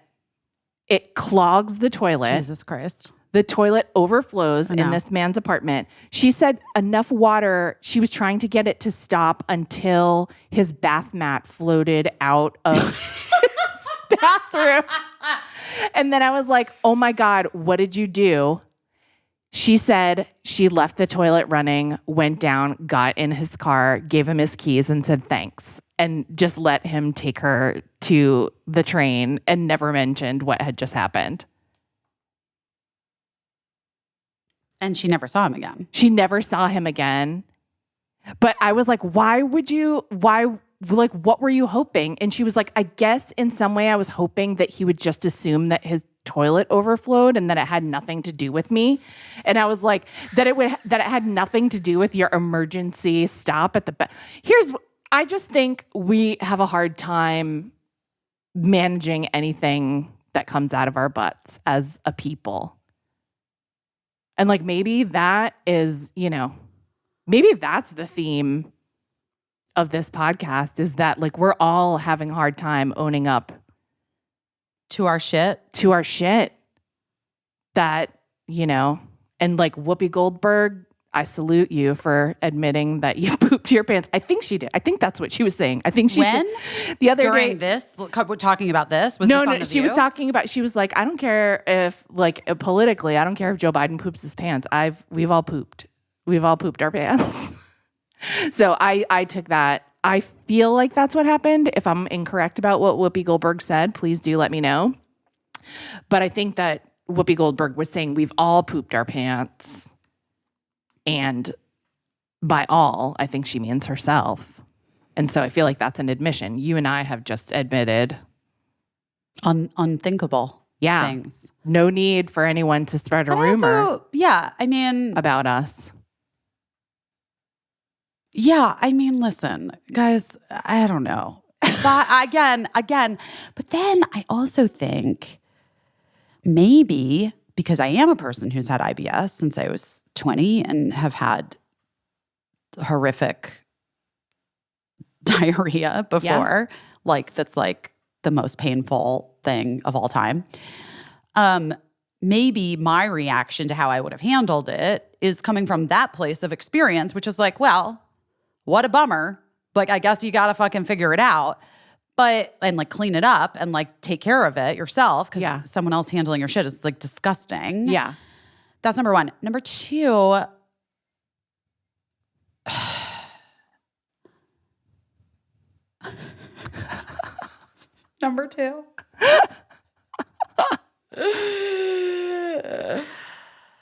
I don't know.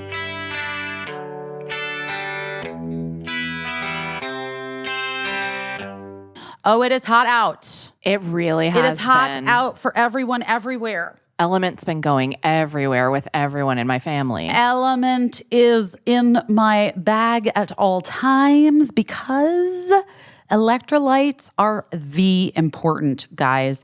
And it is very important to replenish your electrolytes after having a few glasses of wine, maybe, to working out. Playing pickleball. Playing that pickleball in this heat.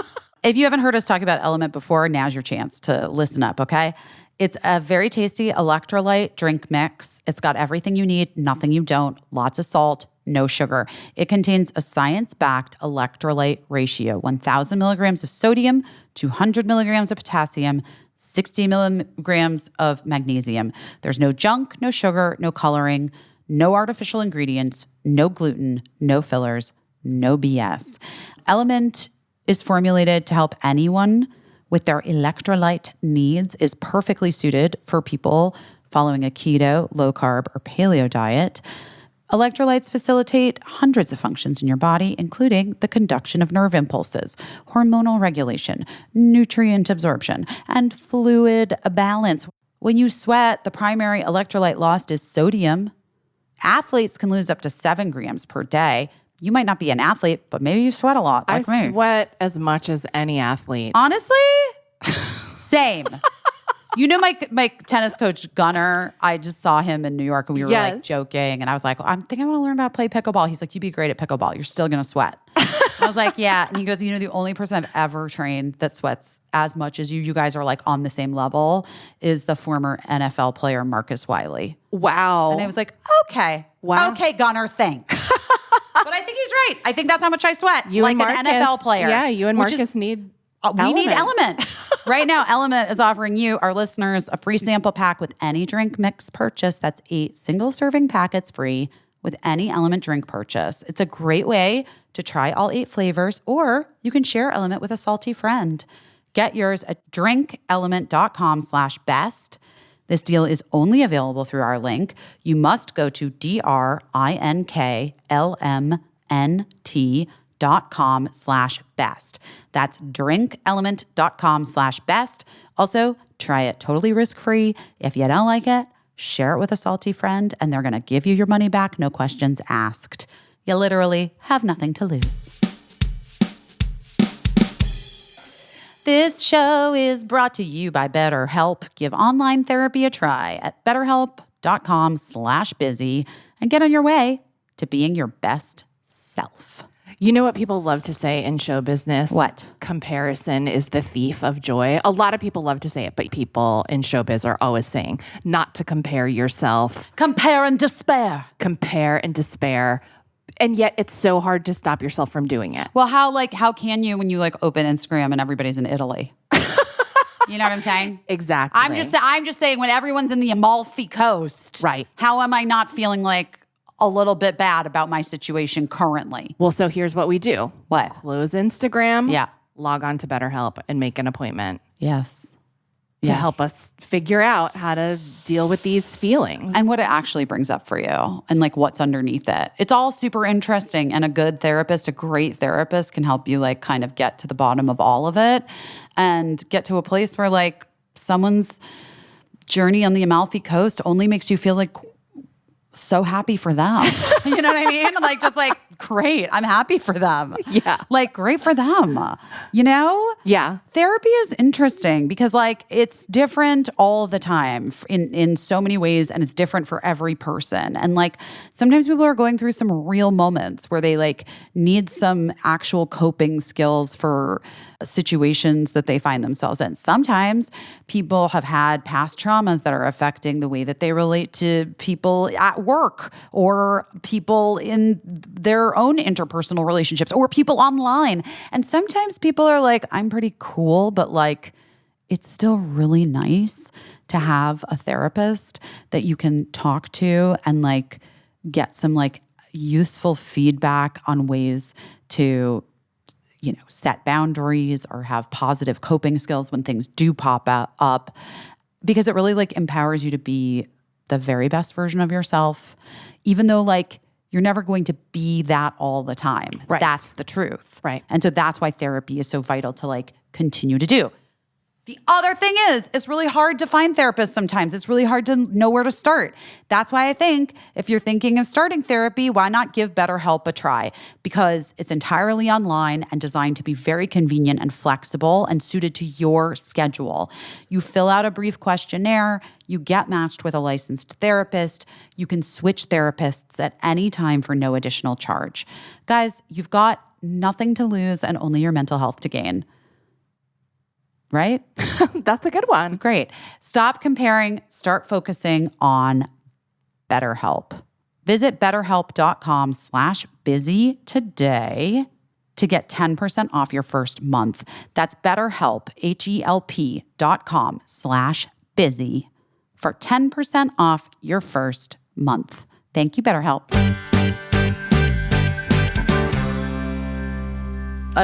Women, I think like women on the whole, and again, this alleged incident that we're not even sure, but it's out there. Like it's the gossip There are du like jour. think pieces there's, written like, about it. Exactly. So we're not telling you anything you couldn't read.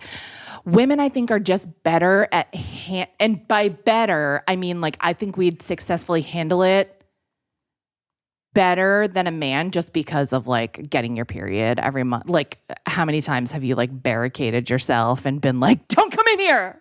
or what, you know. Oh yeah. Or like, also don't look at this bed. Or like also, or also that's what I was gonna say. Yes, like that thing. My God, once I bled, not long ago, I fully, like a teenager, got my period in a hotel room on the sheets. God. And I just I left the ladies like $100 that day, just for that day. Yeah. And I was like, and I left a note and I was like, I'm so sorry. Yeah. Some unhappy face. Yeah. I'm so sorry. I mean, what can you do? In that situation, I didn't feel like I could do anything. Right. But if I was at a friend's house, I'd be like, oh my God, I'm horrified. Right. I'm sure I've said this, at your birthday party in Mexico, I got my period on the Mexican resort furniture.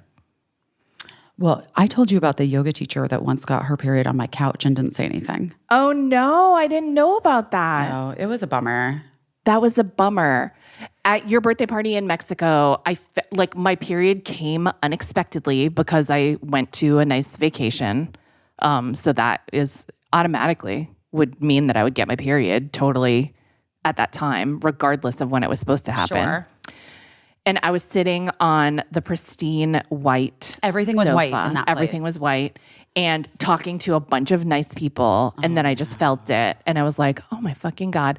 And so I just stayed there until every single person got tired of talking. And then like Matt was like, well, should we go get dinner? And I was like, I got my period on this sofa. And then so he just went and got like 4 club sodas and we washed it off of the sofa. But it was like it was in a very public place. And I was like, oh my God. And of course I just felt like everybody must have been able to tell on some level that I was bleeding onto this. I don't think so, but that's how I felt. It was rough. And Jenny Mullen has that amazing story what about happened? having a meeting with a producer and she bled on their white sofa. It's in one of her books, I believe. Okay. And she bled on the white sofa and realized it and said to the producer, who she didn't really know, I'm so sorry, you need to leave right now. And can you actually ask your assistant to come in here? It was like a female assistant. Yeah. And Jenny was like, I'll take care of this, but I need you to get me some supplies. Oh my God. And she like kicked the guy out of his own office so that she could clean the sofa. All I'm saying is that like, we've all had bodily functions that have betrayed us. That's why I'm saying women would be so much more capable of handling a situation like this. I feel like if it's true, I feel like women would just be like, Women are so much more capable of handling everything. The fact that we've like allowed men to gaslight us into letting them run every industry and our countries is absolute fucking bonkers. We know how to get spontaneous blood out of things. Come on. We know how to handle it and how to talk about it diplomatically. You know, like have the hard conversation that I bled on your sofa. I'm so sorry. And I know who to talk to about it. And I know what to do about it. That's a woman who can get shit done. That's a woman that can get shit done. Anyway, guys. Every week we come here with the intention, I think, of uplifting people, and we talk about rodents and body fluids. Speaking of rodents, one of the original rat men himself, Mark, has just texted me. He's at a restaurant. Not Mark. Mark's not an original rodent man. Although, he could join the rat boy. Is he a bit of a rat boy? I don't think he is, He's but not really. I just think all the rat boys are cute. So No, the rat boys are so Yeah, cute. so- I love a rat boy. yeah, But what I'm saying is that Mark just texted me that an original rat boy in the pantheon of rat boys, Maddie Healy, is at the restaurant Mark's at. Oh, interesting. And I said, I need height. I need description. Oh, interesting. How is he looking?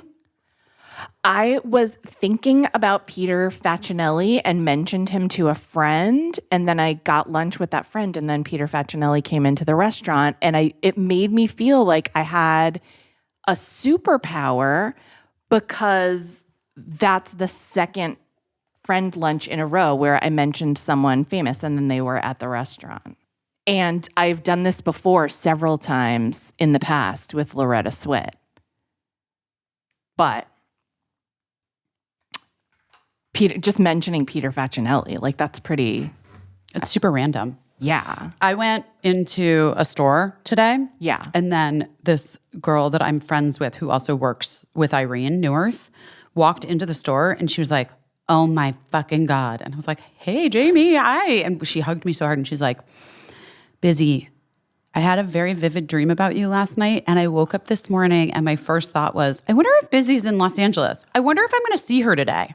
Oh, see? Why we have the most useless superpower. It's useless, guys. Yeah. I was having lunch with Katie Aslison and I was talking about how much I loved Josh Lucas. And we saw Josh Lucas at that very same lunch. That's weird. I know. That's what I'm saying. It's like a useless superpower. But it does speak to like maybe there's like universal energies where you're just like, I'm going to start talking about Josh Lucas and then he's going to walk out that door. Like maybe it's quantum entanglement. Maybe I had like 2 molecules in my body that are somehow tied to Josh Lucas and I felt him there. And I was like, that guy's great. And then I saw him. Same with Peter Facinelli. I have 2 Peter Facinelli molecules. Maybe you have more. I feel like I have a ton of Loretta Swit molecules. Who's Loretta Swit? She was from the show MASH. Oh, yeah. Hot Lips Houlihan. Mm-hmm. Have I ever told this story about how every time I came to LA for work, I would like go to the Broadway to go shopping and I saw Loretta Swit. And then I saw her at like this coffee shop and I saw Loretta Swit again. And then I was stuck in traffic and I saw Loretta Swit like in the car next to me, stuck in traffic. And I told Matt, I was like, it's insane, but like I keep running into Loretta Swit. It's so wild. And he was like, thought that I was just like telling a story, haha, like being dramatic for effect. And then he came to LA to visit while I was working and we went to dinner at Granita in Santa Monica, Wolfgang Puck's restaurant, and we were seated next to Loretta Swit. And he was like, wow. That is insane.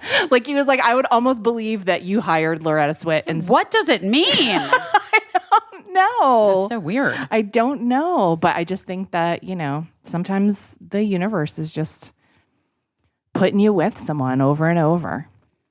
Or once. Derek Blasberg, I hope you're okay. I think he's fine. I hope he's fine. I hope he's not letting it get him down. Yeah. And like... yeah, I'm interested in where we go as a society from here. Like, what's the next? Like, are we talking about Biden or are we talking about Derek House guest?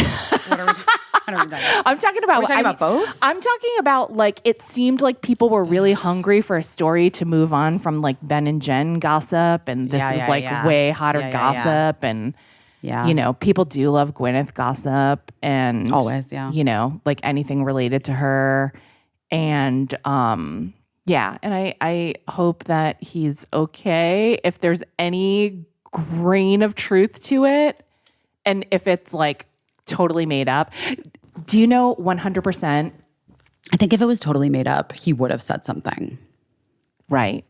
Maybe 100%. I was like, I was thinking like, should we invite Derek Blasberg on the podcast to ask if he wants to like clear it up, to like to speak to the rumor? But then I was like, it'll probably, I don't know him well enough to,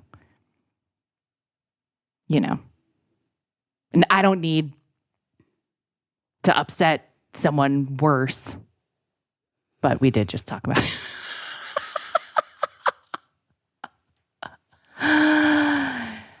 I hope that it's weird though, because, like these things are like distractions, right? Like we're all like, and I think we are sort of collectively, we are all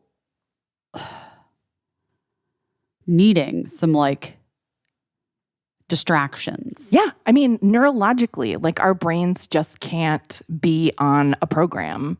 We've talked about that so many times, about how you have to. I kind of think I'm going to like take everything off my phone and become one of those kids. You're going to get a not smartphone? Well, let's not get crazy, but I think. Can I tell you something? Yeah. Apple Watch, girl. An Apple Watch is so fucking frustrating to use, but it does tell you if there's anything important enough to go get your phone for. And so I usually just wear my Apple Watch and leave my phone in my bag. And you have to set it up so that it's not constantly distracting you with like reminders to stand up. I'm like, bitch, I did just stand up. I just got food. I just got a snack. Don't tell me to move. Exactly. I don't need, you know what I don't need? I don't need a fucking computer telling me how to move. I don't need that level of oversight. No, I don't. But if you set it up properly so that it's not distracting you all the time, you can make it so that like you'll only be contacted in the event of like an emergency. Like your calls will go there, your texts will go there. It is very helpful to me. I've been thinking about your thing that you said that I'm like too available to people. Yeah. And I think that's why I'm feeling so overwhelmed by everything. Because I do think I make myself too available. And then beyond that, I think that everything is too available to all of us. I would agree. It would be nice if we could like return to a place like when people are like, but the good old days weren't good for anyone. And I'm like, no, for sure not. Yes. I do think it would be useful for everyone to return to a system where there is like 2 hours of news a day and that's it. Right. And that the purpose of the news was to inform people and not to inflame people. Yeah. Well, that ship sailed. That ship has sailed. I guess it sailed. That's why I think you have to be really, and I think everyone has to be, and I'm not saying like, don't trust the lamestream media. Like I'm just saying you have to be really careful and insulate yourself just because like, yeah, we're just puny humans, you know, like I've forgotten what I was trying to say like 17 times during the course of this podcast. And it's because I'm overstimulated and overwhelmed constantly. And I just think like, fuck, we have to take care of ourselves. Yeah, we need to like do that. I think that's true. I think we need to carve out some time to like breathe. Yeah. And just like, I don't know, man, it'll be there. You know what I mean? And it'll be there. Like I think what's hard is that you're available to everyone and like it's never the availability is, in my experience of you, I say with love, is never someone just texting to be like, hey, I was thinking about you. And like, for the most part, it's not. It's people asking you for something that then requires like a response, a decision, a commitment. And so, yeah, why wouldn't your brains shut down? Yeah. After, you know. And by the way, like you're already a parent and like a partner. And so like, you have the full amount of requests and decisions and choices that like is basically humanly possible. Like anyone who has children is like, I'm decisioned out by the end of the day. You know what I mean? So I don't know. If I ever feel any guilt about our friendship and about like our working partnership, it's that I want to try so hard to give you your space to like live your life. And then I feel guilty. And then I'm like, I should have sent like a little meme or I should have said like, hey, or whatever. But then I'm like, sometimes I just don't want to. I do love the memes. I do love memes. Sometimes Birdie will just catch me giggling and she's like, ugh, what meme is it this time? I'm like, well, it's a great one, Birdie. It's really funny. And it really encapsulates my feelings in this moment. And it's nice because it helps me feel less alone. Oh my gosh. But that's why we all love the memes. Yeah. We're just looking to connect. It's true. And should we start a meme podcast? Would that be more fun? Where we just go over the memes? Yes. The best memes we've been sent this week? Yes. Do you have any that are like the best you've been sent this week? Oh my God. My favorite meme that I've probably been sent this week. I'm going to say my friend Kristen is the best at sending TikTok videos. She always sends very, very funny TikTok videos. Great. And she is the person that convinced me that, TikTok is worthwhile. So today she sent one that is it's a clip of Bob Dylan at the We Are the World recording. Oh my God, I love this meme. Yeah. And the caption said, when everyone's saying how good the potato salad is, but the person who made it has cats. Yes. And that led us into like a whole discussion of like finding pet hairs in foods from various places. And it was a really good, mentally healthy discussion, I think. What's your favorite meme? I'm looking to see if I have one that I'm like, oh, I like this one. This was a tweet that I saw posted on Instagram. That's when it's a hit, when it crosses over from one platform to another. The thing about having friends with good politics is that none of them have a boat. I felt that in my core, guys. I felt that in my fucking core. That's it. That's funny, and it's a million miles deep. Yes. Hey guys, also, guess who learned how to play pickleball this week? Yeah, I did it. I broke the seal. That's amazing. I also like this tweet. People are constantly telling me I, quote, walked so fast. Is it illegal to be a girl with powerful legs and a sense of urgency in this life? Everyone is always telling me to slow down. And I'm like, why? Oh my gosh. You'll slow down when you fall. That's what everyone has to know about you. It's like you're going to walk 10 miles ahead, and then at some point I'm going to hit the ground. You're going to eat it on the sidewalk. At some point I'm hitting the ground. And that's when I'll catch up. We're going to let you guys go. Wait, I also just want to say, what? We have to talk about the show tonight. It's fucking insane. I can't. I was going to say we have two things we have to discuss. Oh, okay. Go ahead. No. Let's talk about the show. Tonight, busy this week on QVC Plus. You guys. Our guest, the one and only Bette Midler, the Divine Miss M, is our guest for the whole time. Caissie really pulled one.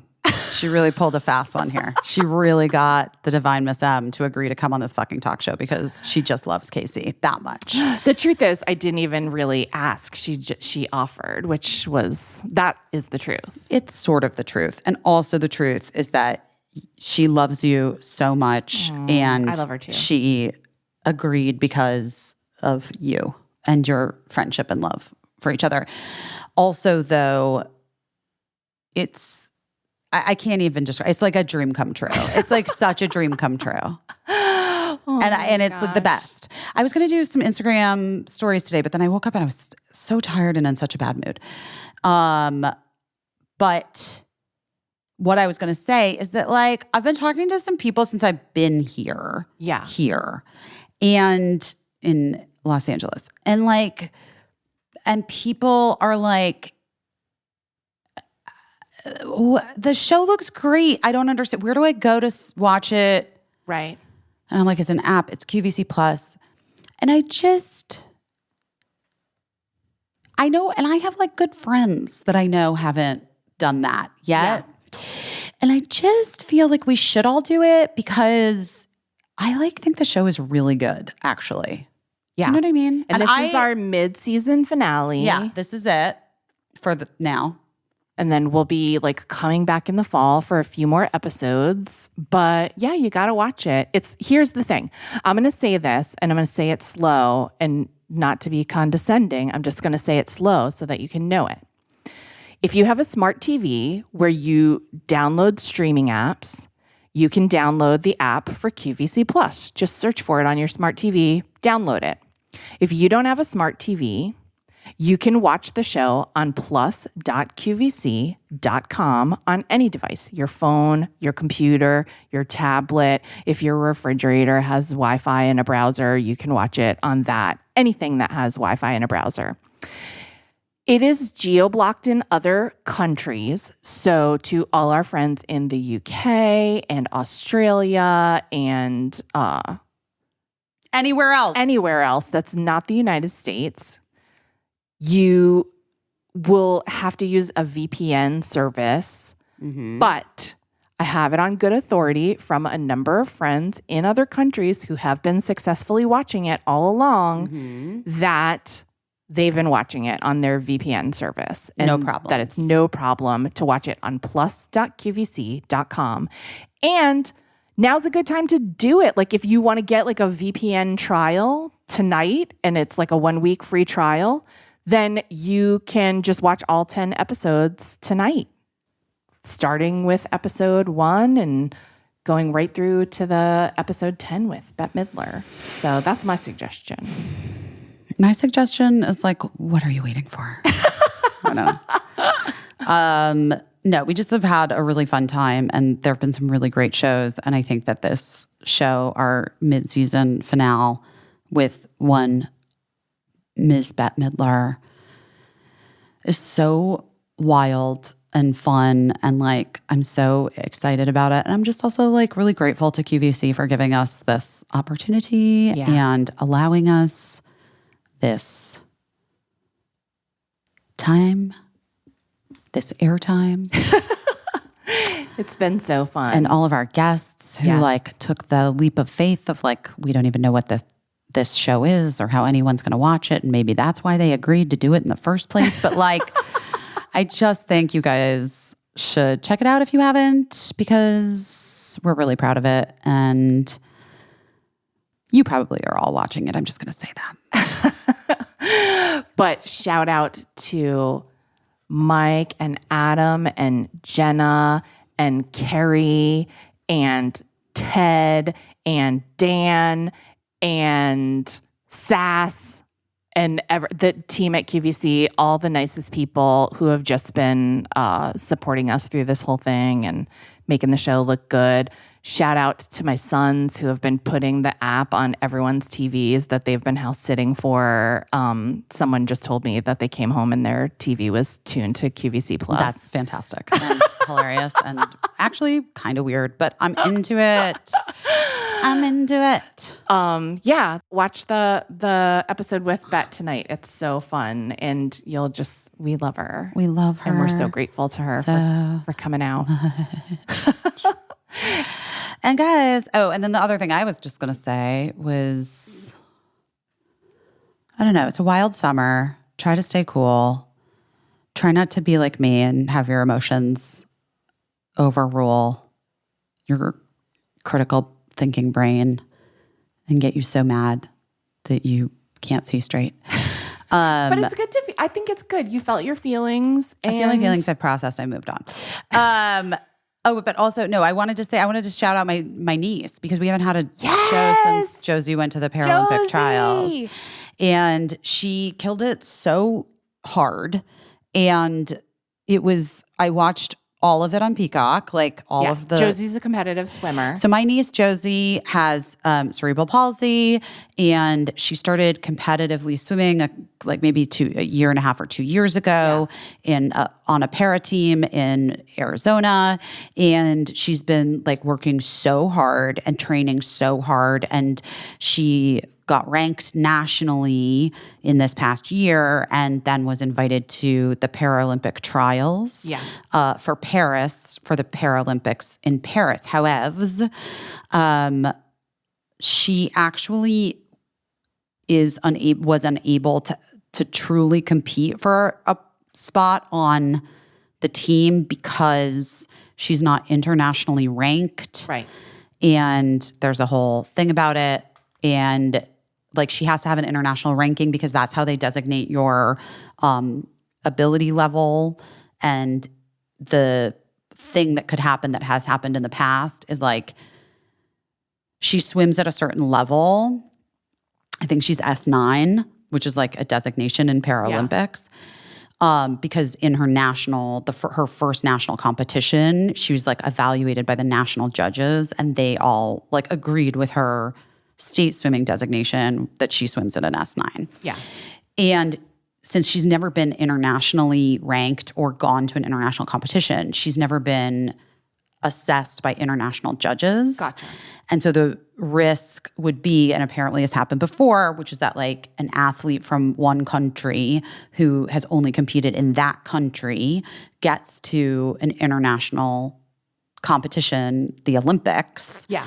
And at the initial assessment, which they don't have the rank, they don't have the assessment or whatever that's already been agreed upon. And like they get assessed and then they're like, oh no, you're not swimming at an S9, you're this other designation. Oh my God. And then the person is not allowed to compete because they've qualified at the S9 level. Do you know what I'm saying? Yeah. Guys, this all feels like things that I don't know It's what I'm complicated. talking Yeah. about. I'm learning. It's like because I'm a sports aunt now. yes. But it was like really always, my sister was always explaining to me that the Paralympic trials this year for Josie were really about her getting on like a very big national stage, swimming under a lot of pressure in like a huge competition that was going to be like, televised by Peacock and and that it's a lot of pressure because they really think that she has an international competition coming up like in the next year where she'll get that designation or the assessment or whatever. Yeah. And they really think like all of her coaches and the things, and then even hearing the announcers talk about her was like so surreal and amazing. Yeah. Because she swam so strongly and so fantastically. They really think that she's got like a very, very, very, like that she will be swimming at the Olympics in Los Angeles in 4 years for the Paralympics, which is like so cool and like so unbelievable. But like one of her heats, she placed first in a couple of her events. Yeah. Of all of the heats. Yeah. You know what I mean? Yeah. Like first. And she didn't go to the finals because that's where they like pick the team. Right. So it was always like the whatever semifinals or whatever. yeah. But one of her swims, she shaved 8 seconds off of her time. Oh my gosh. In competition. Yeah. And she had like qualified, the day before. Like basically she shaved 8 seconds in one day. Wow. Like from like when she qualified or like when she swam it the day before or whatever for the qualifying race, I guess. I think that's right.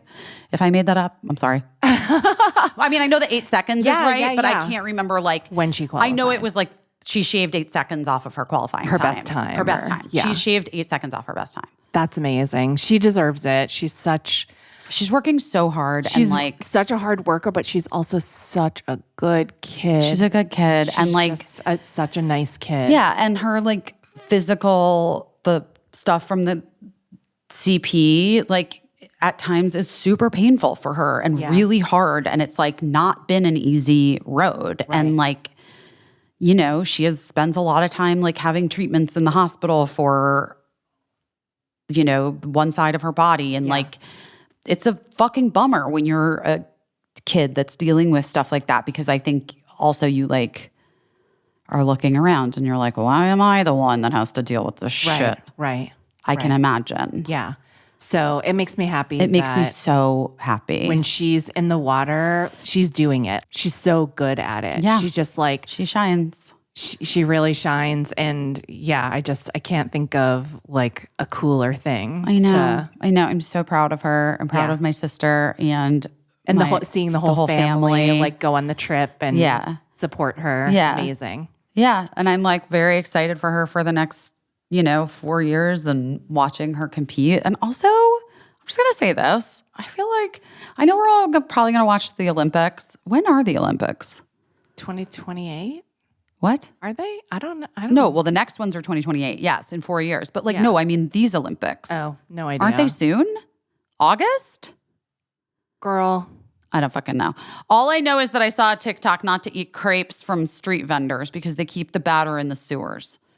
What? Yeah, guys, I don't know. Anyway, do your own research. I'm just saying, I'm going to watch a lot of Paralympic stuff at the Olympics this year because I was so impressed and like I thought it was so rad. Like the athletes that I was watching. Yeah.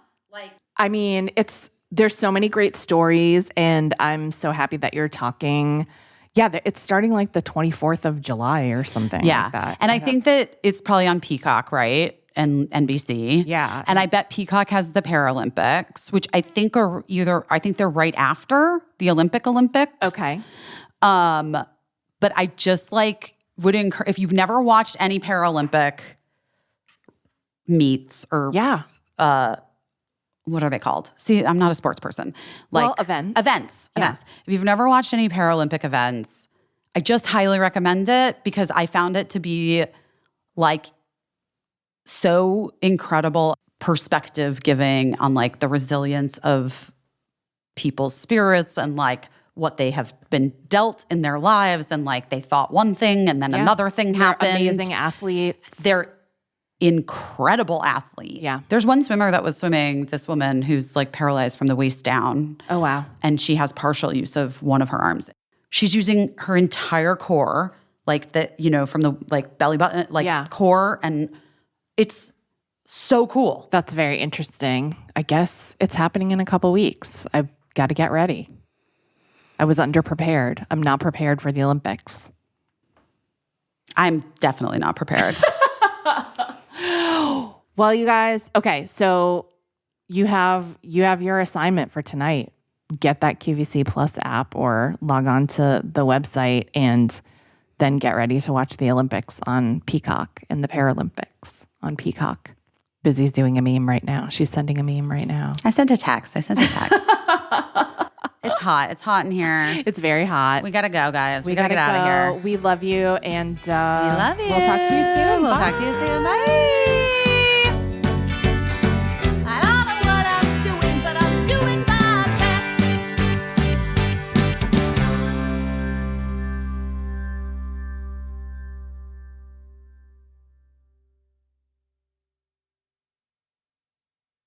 Oh, no.